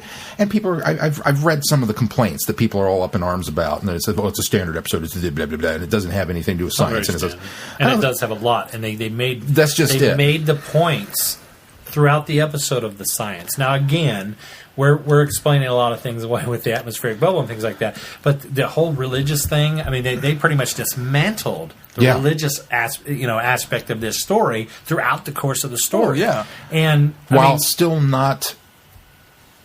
This was not one of those religious stories where people come up and say, oh, we believe in the power of the almighty slug. And you're looking at them like... Really? But they set it up as a very reverent belief structure that this is what they have. And even though the Doctor does go through and go and knock those dominoes over, right. he leaves their belief structure intact. Well, and it never becomes an issue of him forcing the entire group of people to go, you don't need to believe in this. Had Grandfather not gotten... Well, had the events not unfolded the way they would have, the Doctor would have just let it play out and said, okay, this is their religious beliefs and this is what they want to do. And it's beautiful. And unlike simply would have Kroll, been where, we worship Kroll, I must kill him. Yeah, exactly. Yeah, right. Exactly. It didn't have that. But there was just something about that we got to the end, and it wasn't even so much the click your heels together and believe kind of feel to it. It just something... I don't know. Something didn't jive. And I walked away. I looked at him and I was like, what do you think? She goes, I loved it. I thought it was great. I was like, yeah, I did too. I think. And I've dwelt on it for the last 3 days. Now, I haven't gone back and watched it again. It sits better a second viewing. Does it? I have less of that, wait, what just happened after a second I think viewing. that's just what it... I think maybe you're right. I wanted another 5 minutes even that just kind of helped explain it to me. I enjoyed it all throughout all. It was so good. All the things you brought up, I appreciated. I thought some of the barking alien was... a bit over the top. No, I like that. I was thinking while we're there, real quickly. Before I was thinking we could have gone with a little less with that and more of a resolution. But somebody bringing up Clara barking back to it, no, that has to stay in. It's perfect to show It was her character fantastic. growth. Did anybody wonder about the translation matrix I did. not working there? Did you? A little bit. It didn't even bother. It didn't even think about it. I wondered. It was like, oh, how come because I was it. reminded of Pompeii, because for whatever reason the layout of the market reminded me of the Doctor and Donna in Pompeii. And she makes that comment about, am I actually speaking Latin right now? They started barking, and I thought, wait a minute, how come the TARDIS isn't translating this? But then I let it go because I was enjoying the ride so much. I would have to suppose that the way that the TARDIS has been sort of evolved in the story a little bit, you kind of get the impression that the TARDIS can kind of do what it wants to. So I kind of wonder if maybe sometimes it chooses not to, just for whatever its reason is for that. Like maybe it doesn't like Clara. Which somebody expressed in here as well. Seems like it does. I thought it was interesting that we addressed the whole fact that she goes back to the box. You're at the perfect hiding place. And notice the Doctor was immediately ready in the snowman. Just ready to accept Clara and was going to give her the key. The key was the first thing that comes out, which shocked me in the snowman. Just shocked me. I thought, wow, that is fast. He's never given anybody a key that fast. And he's like, this is, here, take the key. That was the welcoming onto the TARDIS. You're going to go, you're going to be my next companion. That was like the realization that we're 2 episodes in. Well, 3 technically because it's Snowman, but we're 2 episodes in, and she tries to open the door, and I thought, as fast as he attempted to give her the key in Victorian England in that incarnation of Clara, she still doesn't have a key now, so that makes you kind of wonder if the Doctor is a little hesitant. I think he is. For as Maybe he's infatuated, gun-shy. to use Moffat's term, that he is with her, that he's still playing his cards a little close to the vest on that one, I think. Yeah. Anyway, I didn't mean to interrupt your stream. What was my stream? You were talking about you said you loved it. I enjoyed all of these things about it. It's just either the effect used in the resolution or the fact that we don't. Okay, we gave him the ring, the leaf, and bam, he's gone, and then we're back home. I'm invested in these rings. I'm invested in this planet. Give me some resolution of the planet other than the vampire's gone. I need more of a resolution, and that's where I have issue with the episode. Everything else is fantastic. Do you think vampire? This was the other thing I thought. Vampire, when he calls it a vampire, Well, that's when he was talking to the mummy, though. But he's still a parasite. Do you That's think what he was talking about. Well, yes. No, because he didn't realize the grandfather entity. was Yeah, the. that's true. Do you He think didn't realize the mummy was just the alarm clock. vampire was not?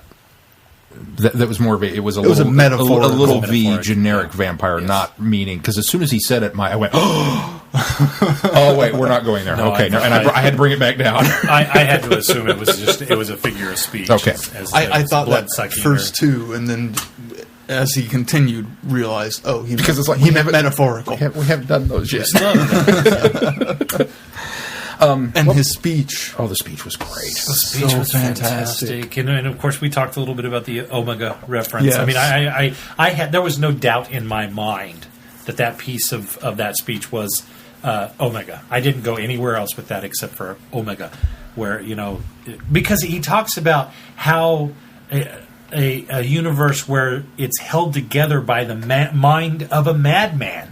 Held together by the mind of a madman was just clear enough as day for me to say, he's talking about Omega, because that's what it was. Omega's will was what created and held together that anti-universe.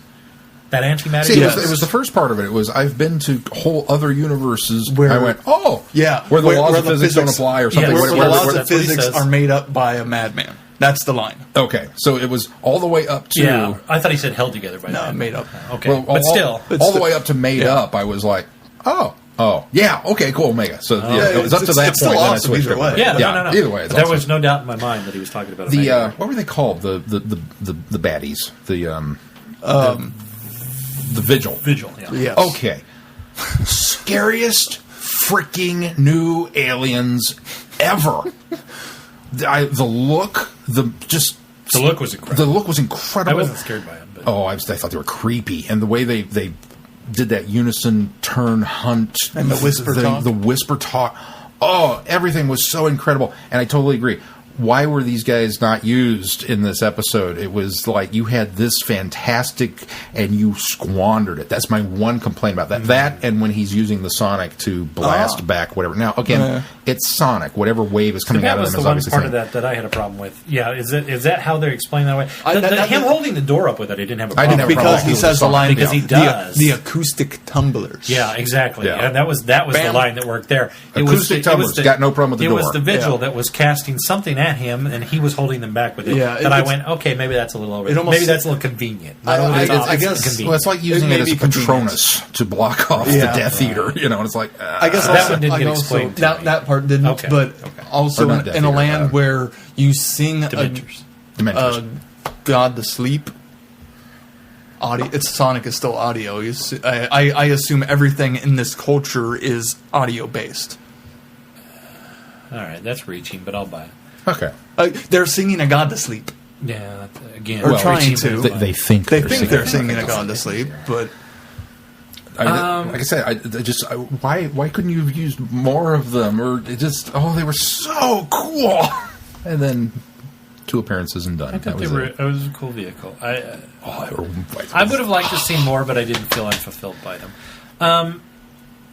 I keep going back to this ending because it's strange that you guys feel like it was wrapped up too quickly, because to me, this whole buildup of the Doctor going in to fight, and I got I got teary-eyed when Mary goes back with Clara, and she turns and she goes and stands on the podium, and she says, "What are you doing?" She says, "I'm going to help him. I'm going to do," and she starts singing. And instead of in the song, she changes one of the words, and I can't remember what she changed it from, but she said something about "peace to my warrior."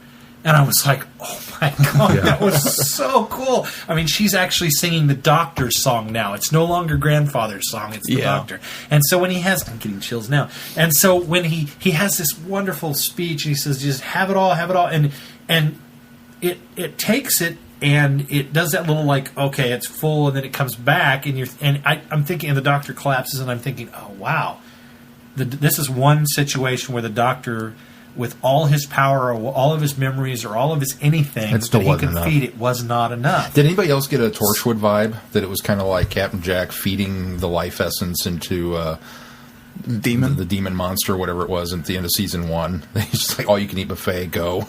And then he just gorged it to death. Nobody thought of that? No. I totally thought of that. So then, because that's my least favorite episode of that season, I think I tried to block that one out of my head. But anyway, so then when Clara comes back and she's got the leaf, and it's simply we've got some sort of parasitic entity that lives off of memories and emotion and feeling, and everybody for all of a millennia have given this thing what it wants based on their memories, based on everything in their past. And when you realize that the Doctor, even all of his memories isn't enough to fill him, when Clara comes back to the leaf and simply says not just the memories that are before, but the infinite possibilities of what could be, that simply was enough for me that yeah, that's how you do it. That's how you're going to gorge it, because now you have opened whatever its understanding of memories are to this whole new realm or possibility. And suddenly that's what's going to defeat it, because it's now we're talking infinite. There's a number of possibilities, and that's going to be too much for this parasite. Yeah. And that was simply enough for me to have that leaf be her one thing that's her connection, and that's what destroys it. I was fine with that. I was fine with that too. I just wanted some follow up after that. Well, not even, What do you want in the follow up? That's what I'm just curious something. about. I want to know that. I mean, episodes end when the monsters their god is gone. resolve. I want to know that this civilization will be okay now Are that you their god is wondering gone. what happened to that nuclear sub in Cold War II? No, they went to the South Pole and took the Doctor and Claire to the South Pole. no, they didn't.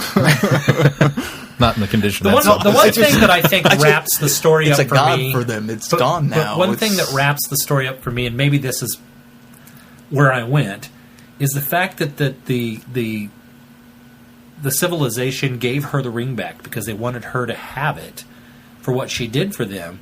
Was almost, I didn't like that. It was almost the transference of reverence from their god to the reverence of her as being their savior. Yeah. That was simply all I needed. Was, okay, they're going to go on and function as a society because they no longer need. They've gone from the Old Testament to the New Testament, essentially, for them, and that their savior has now gone on. And so that was kind of the wrap up I guess for I me could see that. of how they. I never got that while watching it. Well, to couch it in fairy tale terms, I don't come at it from the same direction that you are, Keith, from the standpoint of wanting to know what else happened to them. Because in a fairy tale, once you hit happily ever after, you're done. You just accept it. And I never liked that about fairy tales. Well, but see, that's just it. There is no the sun comes up the next morning.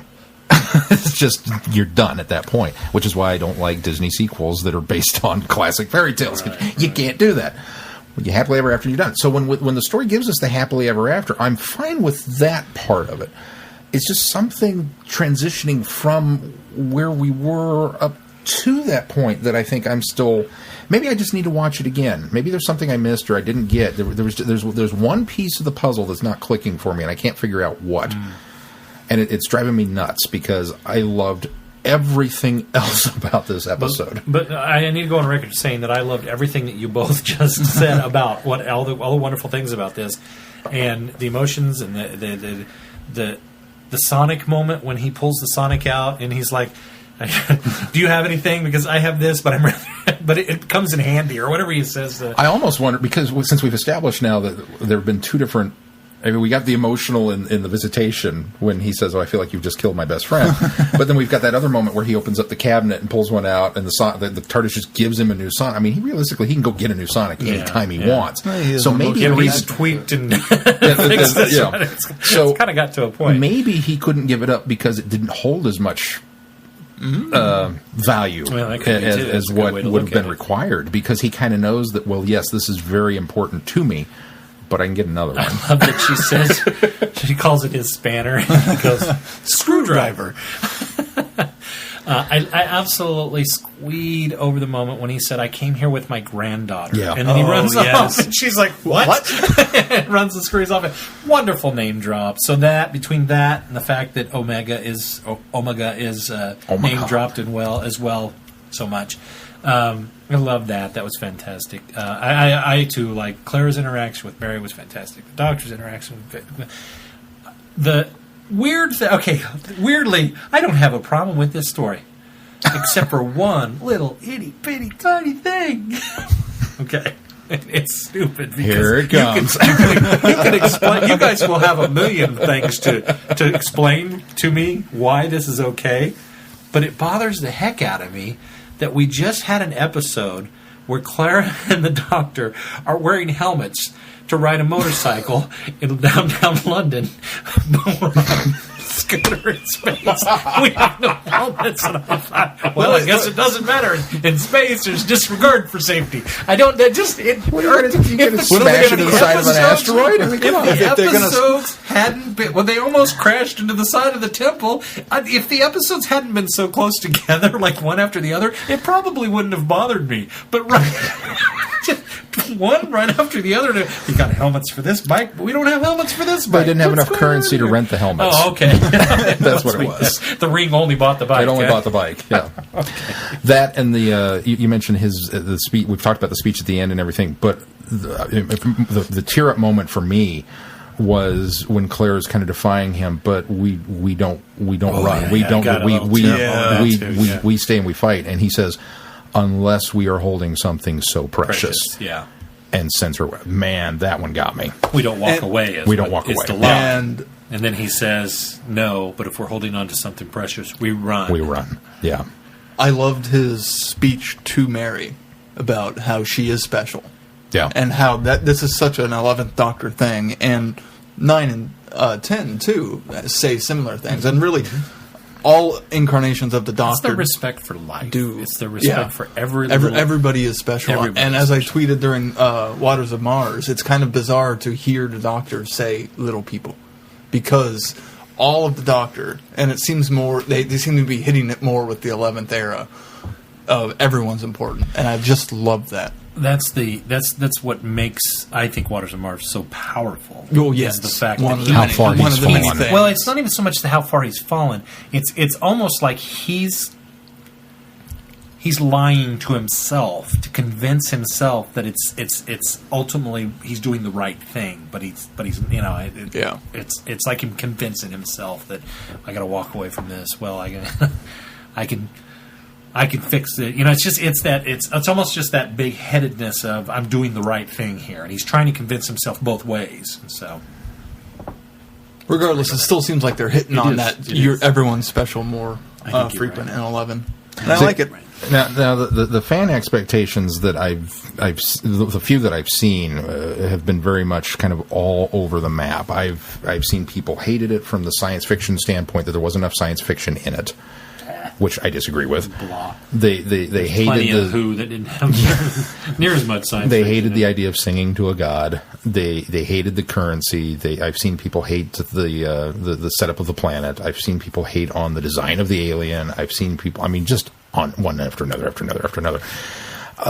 can go sulk in their own corner. Yeah, quite honestly, it kind of goes back to what they can go hang out with Christopher. What we Sorry, it goes back to what we've said before. It's like, you know what? If you're going to be that fan, I don't want you in my fandom.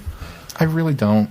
I don't care. I celebrate everybody's right to enjoy or not enjoy something in their own way, but don't dog on somebody else. Don't hate on people because you didn't like it. Just come out and say, I didn't like it because of this, and then move on. Unless it was written by Paul Haggis, then you have my permission to. I mentioned last week how I thought the Bells of St. John had a different tonal feel to it. This almost feels more like the rest of the 11th Doctor era. And then we go back to the other tone for Cold War. This felt very unlike a lot of the 11th Doctor era, and maybe this is where some people are scooting off this, is because this was so off-world, because this was so alien, because this was so different than a lot of stuff we've seen, it didn't feel like the run-of-the-mill Who. A lot of people don't like it because it wasn't David Tennant, too. Well, it felt a lot more. I think it's the fairy tale aspect of it, but it felt a lot different than a lot of the Who I've been seeing lately. And I think it was a refreshing change for me, though. I thought that was fantastic. Yeah, no, I liked the feel. It didn't feel RTD era, but it felt. See, I thought Bells did, and this felt more like Moffat era. See, it felt like a step away from even Moffat's. It's 2 steps removed from really anything we've seen. This is like you said, this is the most alien of any. Yeah. Episode I think we've the had in a closest long time would be End of the World. Even that, I don't think. But then there's still a lot. It's still set on Earth. It's still above Earth, and there's the last human there. Yeah. But that's the only one that I can even closely compare it to. That does feel very. Yeah, this is the most far removed from anything, and maybe that's what people were just I think not jiving with because it was so far different. They're so used to their Who being Earth based that it's bizarre for them not. All right, quickly final thoughts, and we'll move on to Cold War. I enjoyed it. I liked it. Yeah. All right, let's move on to Cold War. Dun dun. What? I give it a dun dun because. It was an enjoyable episode. It was a fanboy, ooh, the Ice Warrior, and he looks really cool. It was a, wow, that's a really, really great idea and way to take the Ice Warrior.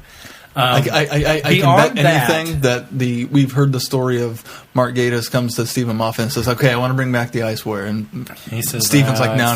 And he's like, listen to this. And the thing that made him go, heh, it was coming out of the suit. It was totally, yeah, when that happens. And that's the cool thing is that when Clara is talking to, I totally forget this thing. Field Marshal Sedlick. Skalic, wasn't it? Skadalak. Well, whatever it was. The Ice Warrior. The Ice Warrior. When she's talking to the Ice Warrior, and it's heads down, and I kept thinking, that's weird. Why would they do that? His mouth isn't moving. There was a couple of times I thought that, and it wasn't until she realized that he wasn't in there anymore. I went, oh, well, that's why his mouth wouldn't have been moving. He's not in there anymore. So that was really cool. And then all of a sudden, the whole head. It was really, really cool, and it was a great idea, and I love that. I will be the first to tell you right now, it did not bother me that that they were not using Russian accents, because to me, if you're being translated in my head, you're going to sound like what I think you're going to sound like. Only from the standpoint that in pretty much all the rest of Who, they've kind of sort of, even when we've complained about, oh my God, the American accents were so bad, they've attempted it. The Russian, I would have thought, would have been a very easy way to do it, and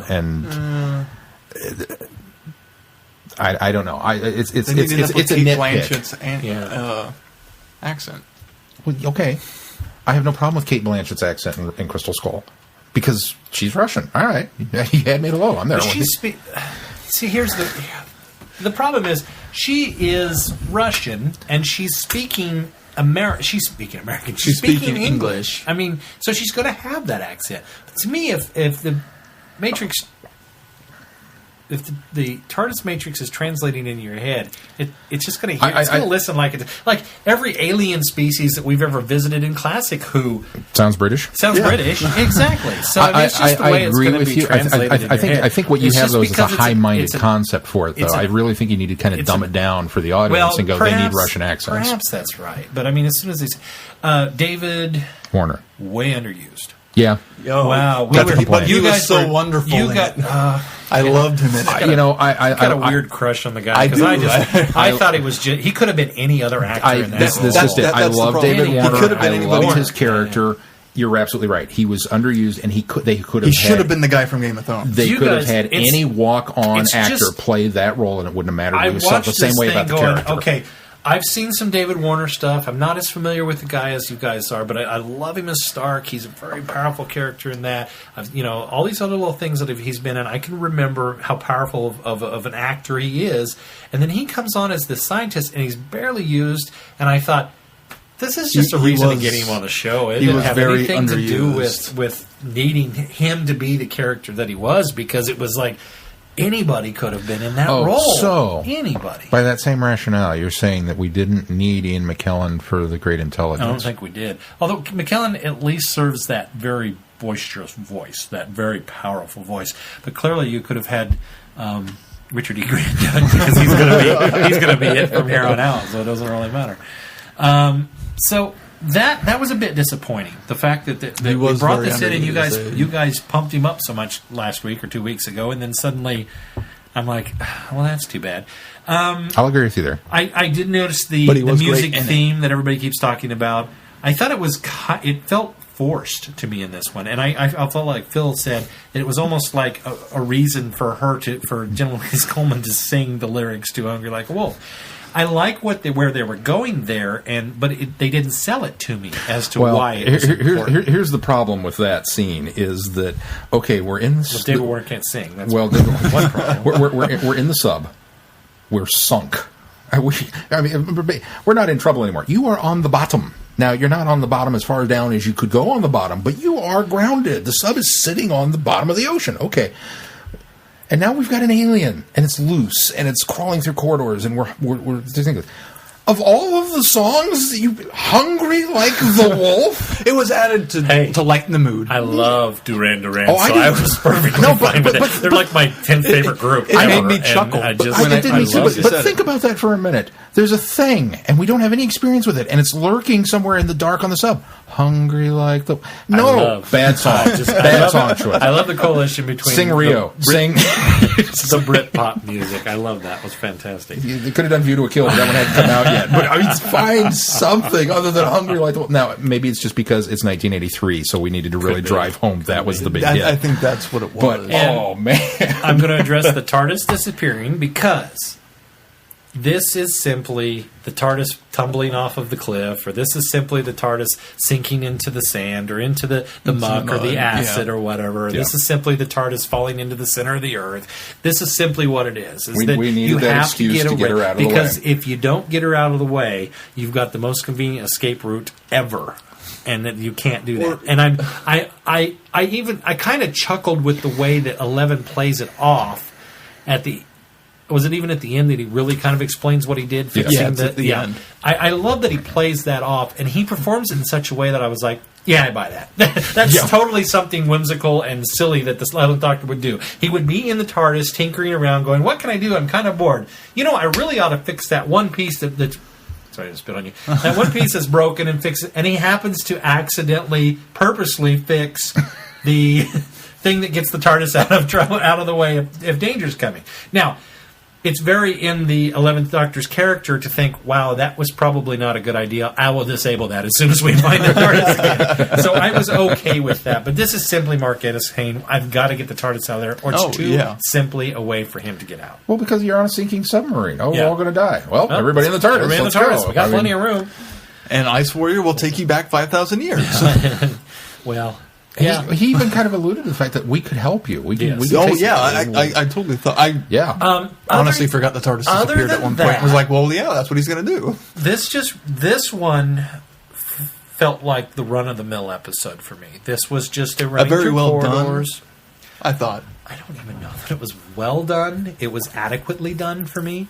I was so excited about the Ice Warriors coming back. See, you built yourself up too high for it. And this was a wonderful way to do it. I'll remember you said that when the Cybermen episode comes I completely agree with the fact that they just had one, and that they addressed it in kind of the way they did with Dalek. And in fact, I was the same way as somebody else had mentioned in feedback. I almost expected her to just maybe start to make a connection with it. And they would kind of go that way. I might have been a little... when it comes out of the armor, it was one of those moments of, wow, I didn't see that coming, but I should have seen it coming because I saw a production clip of the hands on somebody, the little fingers on somebody. Oh. But I think, in my head, I went to, there's something else on the ship, and the Ice Warrior is going to end up helping them, or is chasing that down, or something, because I didn't know they had thawed it out of the ice. So I thought that's where they were going to go with that. But when it wasn't in the armor anymore, it clicked in my head. Oh, that's what I saw. That's what it looks like. Was it? Love the fact that they didn't show us. I love the fact that we just saw the face. Just the face. Yeah, just That's the all you face. need. the hands. It's one of the reasons why I loved Cloverfield and everyone else hated it. Very Hitchcockian. Very Yeah, just I as soon as it got out, I looked at Mel. I was like, please, for the love of God, do not show me a naked Ice Warrior. I don't want to see what it looks like. I was astonished when that suit opened up. Never in a million years would I have thought that suit was going to open up, and I'm so glad we didn't see it. I have a couple of design issues With the Ice with the Warrior? redesign. Yeah, is it me or is the fingers of the suits much shorter than the fingers in the thing? It's like he's having to operate the suit with the tips of his fingers. Never mind the fact that he's got 3 fingers and the gauntlet is 5. Is it 5 No, without the it was gauntlet 3? wasn't 5. Yeah, it The is. gauntlet was 3. It is. It was it three. is. It was 3. It's No, 3. It's Yeah, four on because its own. what they did is before in the old days it was the claw. Yeah, it was just a Yeah. clamp. What they've done is they've split the claw. Just and 3. It is 3. I'm pretty sure it's fingers. I'll look it up. You can Go ahead. continue to talk. That and I didn't know what I didn't like about the new design suit. Just looking at it, but seeing it in action, I now know there's not enough upper lip. It's like cut off right at the top, like where the mouth is, and you only see the jaw. You've seen the old Ice Warriors, haven't Yeah, you? there's a They're the bit same. more. No, there's more. You see more of the lip. Oh, well, that's It's a small thing, not so bad. but it's like it just seems very. It just doesn't seem smooth to me. I don't know. Okay. I like the story overall, though. The idea of it's going to be Ice Warrior. What do you do? Something different of a big lumbering beast wandering around. That's Take it the out of the only suit. way you can do it. Mark Gatiss Well, was very clever for even doing so. keeping it in the confines of a submarine was genius. Yeah. Because And that was a much bigger You can't submarine run than I from thought that. it was going to be. yeah, you can't. It's easier to lumber in a tight, claustrophobic, confined space because you have to, versus. Oh, look, we're running from an Ice Warrior across the field because I can outrun. You give me some room, I can outrun that. I'm on a sub. You can't go anywhere. Well, and so having that it- steady, progressive nature of dun-dun, dun-dun, dun. I mean, it's going to get you. I had no problems with that, but then taking it out of the suit was an added... Taking it out of the suit, I thought made it scarier. Oh, Yeah, and it I was so thought much so faster. too. Surprisingly enough, Yeah. you out of its armor, it's scarier. That seems strange. It seems almost backwards, but And I like It totally how the makes doctor sense to me. admitted when he was talking about, well, it seems like a poor design flaw. I'm surprised they've never fixed it with the electric. right, exactly. That was fantastic. You know? I love that. Oh, so the A Sonic. lot of harkening back. Did you guys have problems with the Sonic going red and being able to blow up the... Other than I wondered why it had to go red. the color is... yeah, eh. exactly. I didn't have a problem with it because. I mean, Is it because did you guys key in on the He fact didn't- that he he didn't talked quite- about the suit being sonically tuned to program that in order to operate it? And so he The says, suit? "Yeah, the suit, Oh, I the didn't armor." catch So he that. says, "I've got Sonic too." oh, I do remember that. Yeah. Comic, So yeah. that makes But it okay. He kept it's doing not a it's lot not of a the. fix-all. He kept doing a lot of the analyzing type thing with it, flipping it out and then looking and flipping it out, and looking and flipping it out and looking. Yeah, he did a lot of that. And I was almost that was- hoping... but that it's was a almost little like more- he was doing it so often. It's almost like he wasn't getting any reading. Yeah, then that's probably certainly true. I was didn't have almost a problem with hoping Because he that. when we never got read the anything shot on He it. just He never he said kept in the doing water. it, and I was like, when we got the shot of I it gotta being ask you about submerged, that. I was I'm gonna ask almost you about hoping that Gatiss wrote it out too. Yeah, I thought that's really where they hoping were for going most with of it. it, he I thought they did. were going with it. It wasn't until the professor gives it back to him. He's Yeah. like, "Oh, you've got it." And the Barbie doll. All right, so yeah, so did That's a problem I had with the Akatakan. was there any reason He for? has so much stuff in his pockets. How is the Sonic the only thing he had? They were pulling all yeah. sorts of stuff out of his Yeah, but pockets. nothing was Nothing nothing of had value. any value. Yeah. Surely there's something buried in there somewhere.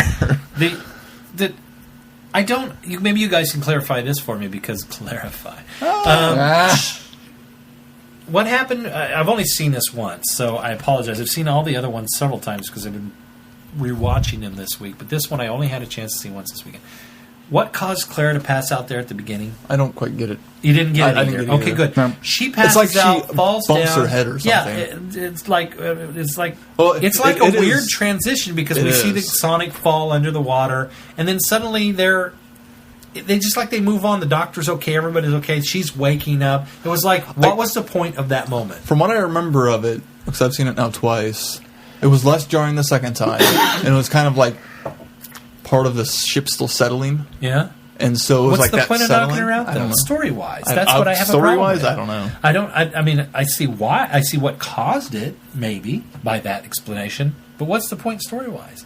It seems like there needed to be a reason for They her needed to a be lull knocked out. in the story somehow. It was like they needed to we calm need a down. passage of time, but we don't know how to do it. But then when she wakes up, it's almost like it was like 5 minutes later. Yeah. It didn't act like she was out for very long. That is, I have very, very, very few complaints with this story.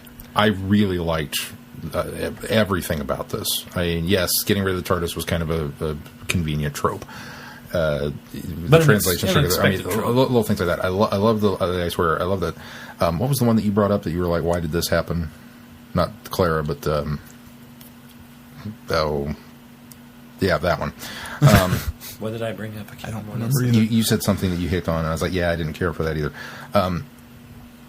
The pacing. That was the one thing that I thought was a little uneven because it's almost, I mean, and again, the confines of the story, I understand where we're going with it and why we did it this way, but it opens as kind of this big action movie, and it's a sub-movie. And first of all, I love sub-movies. Hunt for Red October and Crimson Tide and Das Boot, and I love sub-movies. Any sub-movie, I love them. Just automatically, it's got an in You with were me. that UB U50, yeah, that one. UB40? no. Wasn't it? U571. 571. Yeah, I liked that one.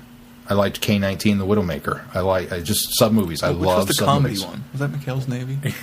No, that was a Periscope. Oh, yeah, that one. I liked that one. With was that Kelsey Grammer? That was Grammer. Kelsey Grammer. I love sub-movies. So we open with the sub-movie, and it's very action-y. It's an action sub-movie. Well, once it starts, there's no stopping until Clara gets knocked out. Yeah. It's action, action, action, action, action. And I think that's the transition that's point. there. is It's there once as a she beat. comes up, then all of a sudden, it's not an action movie anymore. There's a thing on the sub-movie. But that's not even quite accurate because we kind of get that before the thing gits loose bit.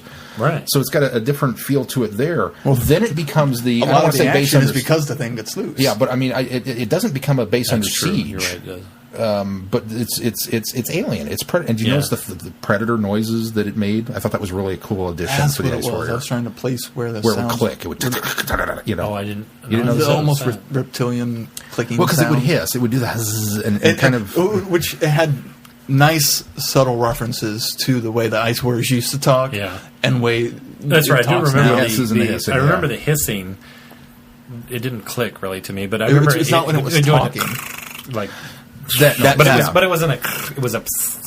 You know, it was But- more like a and so- snakish thing. Well, yeah, it was just an extra noise because it still It hissed. kind of still had a bit of hissed everything. smoke monster clickiness sound to When it. it talked, it didn't hiss. No. It did in the old days. No. Well, some. There was At the beginning, but there- you there notice was that some whole subtle conversation hits. with Sarah or Clara, it didn't. It was yeah. weird. It was like, almost there's a little times out they of place. remembered to keep it in, and times Yeah. they didn't. Well, but it didn't bother me. It wasn't a deal breaker. I just they did it. They did the hissing. I was like, "Oh, look, it's a nice reference." And then I never paid attention again if they After that did it. But I liked the fact that when it was not speaking and it was just this rattle, this predator-like rattle. It was like, okay, cool. It felt like Alien. I mean, we've got this thing running around the ship, and it's now out of the suit, and it's probably doing tentacle things. Again, thank you for not showing it. So all of that, but there was just something, the transition between the action bit to the middle bit to the base under siege kind of bit with the hunt part of it. And then we've got a whole different movie at the end with this ratcheted up nuclear tension and the Cold War actually coming into play. Almost going back to a sub movie. Yeah, I mean, Yeah. so that part to me, I think, felt just a little uneven because it couldn't settle on one genre. It couldn't make up its mind. It almost felt like as to what type of episode it wanted to be. Other than that, I didn't really have any complaints, and I can't find a good picture of the Ice Warriors' hands. You may be right. There may be only three. The cocoon. Cocoon ending. They're going to come lift the sub out of the water. I didn't have a problem with that. Yeah, no, I They was fine needed with that, too. they needed a way to get the sub back to the surface. There the was alien no showed up. other way you could do it. Oh, yeah, absolutely not. It felt a little trope again too, but Yeah, it was fine. It was all right. But again, it really felt like just an average. It just felt like a run of the mill Doctor Who movie or episode for me. So Wow, if this is run of the mill, we watch the greatest television show in the history of TV. Well, we do. I liked it. I liked Rings of Akaton. Akaton. That Akhenaten. I like Akaton so much that maybe I had set my hopes up higher for this one, but it was good. I enjoyed it. I would give it a 3 out of 5 for certain, and even maybe more. I love the fact that we've spoiled Ice Warriors returning in the episode. Okay. And they get right to it. Yeah. There's don't no wait. monkeying around with Pre-credit it. sequence. There's no, You know they're it's- coming. There's no, what'd you think, what'd you find in the ice? A mammoth? Yeah, it's a mammoth. Yeah, it's a and we're all going, Yeah. yes, it's a mammoth. And immediately, We've seen this happen before. immediately, here's the guy, lonely crewman number 6, going, I'm going to defrost you now. Yeah. Because that's a good idea. That seemed weird, though. I It was didn't care. like I thought he was going to be some sort of like reason for him to be. Oh yeah, we're going to do this. Didn't now. 'Cause care. It was let's get to the ice where, and boom, Yeah. the arm comes through the ice. I was like, we're already there. Anything to loved keep it. it from dragging it out. Yeah, because we all know. Oh, there's something in the ice. Oh, I wonder what it is. Yeah. Anybody else get a little bit of a shade of Seeds of Doom? Because we found something in the ice and they brought the block out. And I could see that a little bit. Yeah, a little bit. You kind of have to I do it can't for now. Ice I Warriors. didn't get it at the time. oh, you didn't? I was going to say, I You just kinda have to. I It's an went Ice Warrior. right back to Ice Warriors. That was my default setting. It was like, oh, this is just like because there's a hallway and a thing down there. Yeah, this is just like the Krynoid. There's a big block of ice, and they're trying to thaw them out. And that's what I went to, was the Ice Warriors. It's a mammoth. Are you kidding? And then the scientist even admits, I thought I'd found a mammoth. No, you didn't. I've seen mammoths in museums. They It's don't look not anything that like small. that. It was an upright. It was not even a. What do we do? A baby mammoth? Was this the mammoth the Flintstones had under the sink doing the dishes? This was not a mammoth. But yes, David Warner. That was the other thing. David Warner being underused. I was almost hoping. Yes. There is an 8th Doctor adventure, Big Finish story that David Warner's in, playing a scientist Well, there's an upcoming 4th Doctor one. that happens to feature Ice Warriors. And I wondered if this wasn't supposed to be the same character.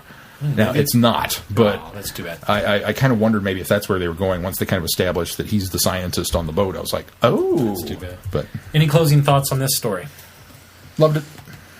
Very enjoyable. Very enjoyable. I think this is it's interesting in a way that we did these two together this week, because I think the fanboy expectations and disappointments with Rings of Akaton are not warranted. And I think the fanboy gushing that I've heard over Cold War is not warranted. I Quite completely honestly, agree. that's where I we're at with both completely of agree. these. Is this one's not as bad as everybody made it out to be, I completely and the other's agree. not really quite as good as everybody made it out to be. agree. I loved Absolutely. both stories. Well said, Sean. I think that's exactly right. I wonder if some people didn't like Rings because they were hoping or expecting something more Pyramids of Mars esque. Well, the title really kind of alludes to one thing, and again, I don't know why. We saw promotional images of the the mummy preview, and though, and it's done in the Egyptian style font yeah, on the poster and all that kind of pyramid. stuff. I mean, just look. Not We just looking at the we just had previews. that Indiana Jones feel to it, and then immediately, right off the bat, we land, we open up, and here's a star field and planet and rings, and he goes, "These are the rings of Akaton," and I went, "Oh, okay." I mean, it's like the bells of St. John's. It's a total misnomer on that title. It's like we threw you this, but we're actually going over here. Now, Cold War was kind of an obviously needed pun on the events of what were happening, as well as there's Ice Warriors in it. So, Yeah. Cold and Cold War. Cold and Cold War.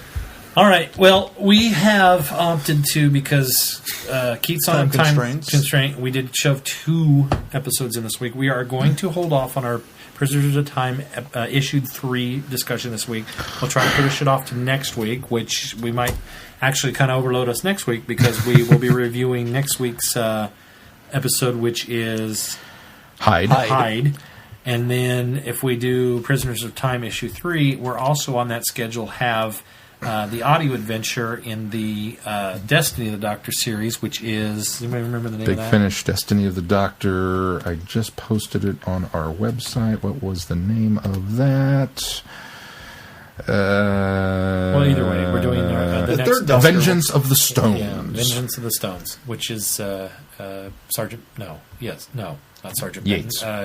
Captain Yates. Captain Yes. Yates is performing that one. So, And the Doctor Who Revisited. oh, we still have that on We still have schedule that as well for next Okay, week. So so next week will we kind might of be become filling up our a lot, big, yeah. big third Doctor Well, retrospective. hopefully Hyde is not. Well, Not as maybe popular. we should save the our retrospective. Oh, the third retrospective We isn't won't even do that the week. The retrospective. retrospective is next Okay, week. good. No, we won't, we're not. We're not making that mistake again. So, that being said, with those items, what's coming up next week, Sean? All right, so next week, the revised schedule, which I just posted. Thanks for Sorry. changing that, Glenn. Well, just that one piece. The revised schedule, we will do Friday Night Who next week is the Time Warrior with John Pertwee, so that we can get into our kind of celebration this month of the Third Doctor, even though, yes, we've already reviewed it. For the episode next week, we will actually be discussing the IDW Prisoners of Time, issue number 3. We will be discussing Doctor Who Revisited with John Pertwee, and they'll look at his time. We will be discussing the Big Finish, Destiny of the Doctor, Vengeance of the Stones. And we will be discussing new series episode Hyde. So that's the lineup for next week. After that is The Edge of Destruction for Friday Night Who with William Hartnell, because it's a TARDIS episode, and that will pair up nicely with our Journey to the Center of the TARDIS, which we did on purpose. So the following week then will be our actual 50th anniversary Let's Talk John Pertwee. And then Journey to the Center of the TARDIS. Yes. Now, the poll is up on Facebook. So, for those of you that may have been wondering or maybe just didn't notice, yes, we're doing the poll. That's the standard question of what was the most evocative or iconic or quintessential Third Doctor story. Again, we've limited to ones that we've reviewed and that Keith has seen, so you can go and vote on our Facebook page now. Very good. Anything else we want to add this week before we? Yeah, I don't want you to vote for every episode on the list. That's what I'd like to add. Did you set it up so And they it'll be can't the do same. multiple? No, I didn't set it up. All right. Anything else? All right. Well, if that's going to do it for this week, until next week, I'm Glenn. I'm Sean. I'm Keith. Cheers. Akhenaten. Be seeing you. Down in the city, night is a wire. Steaming in the subway, earth is a fire.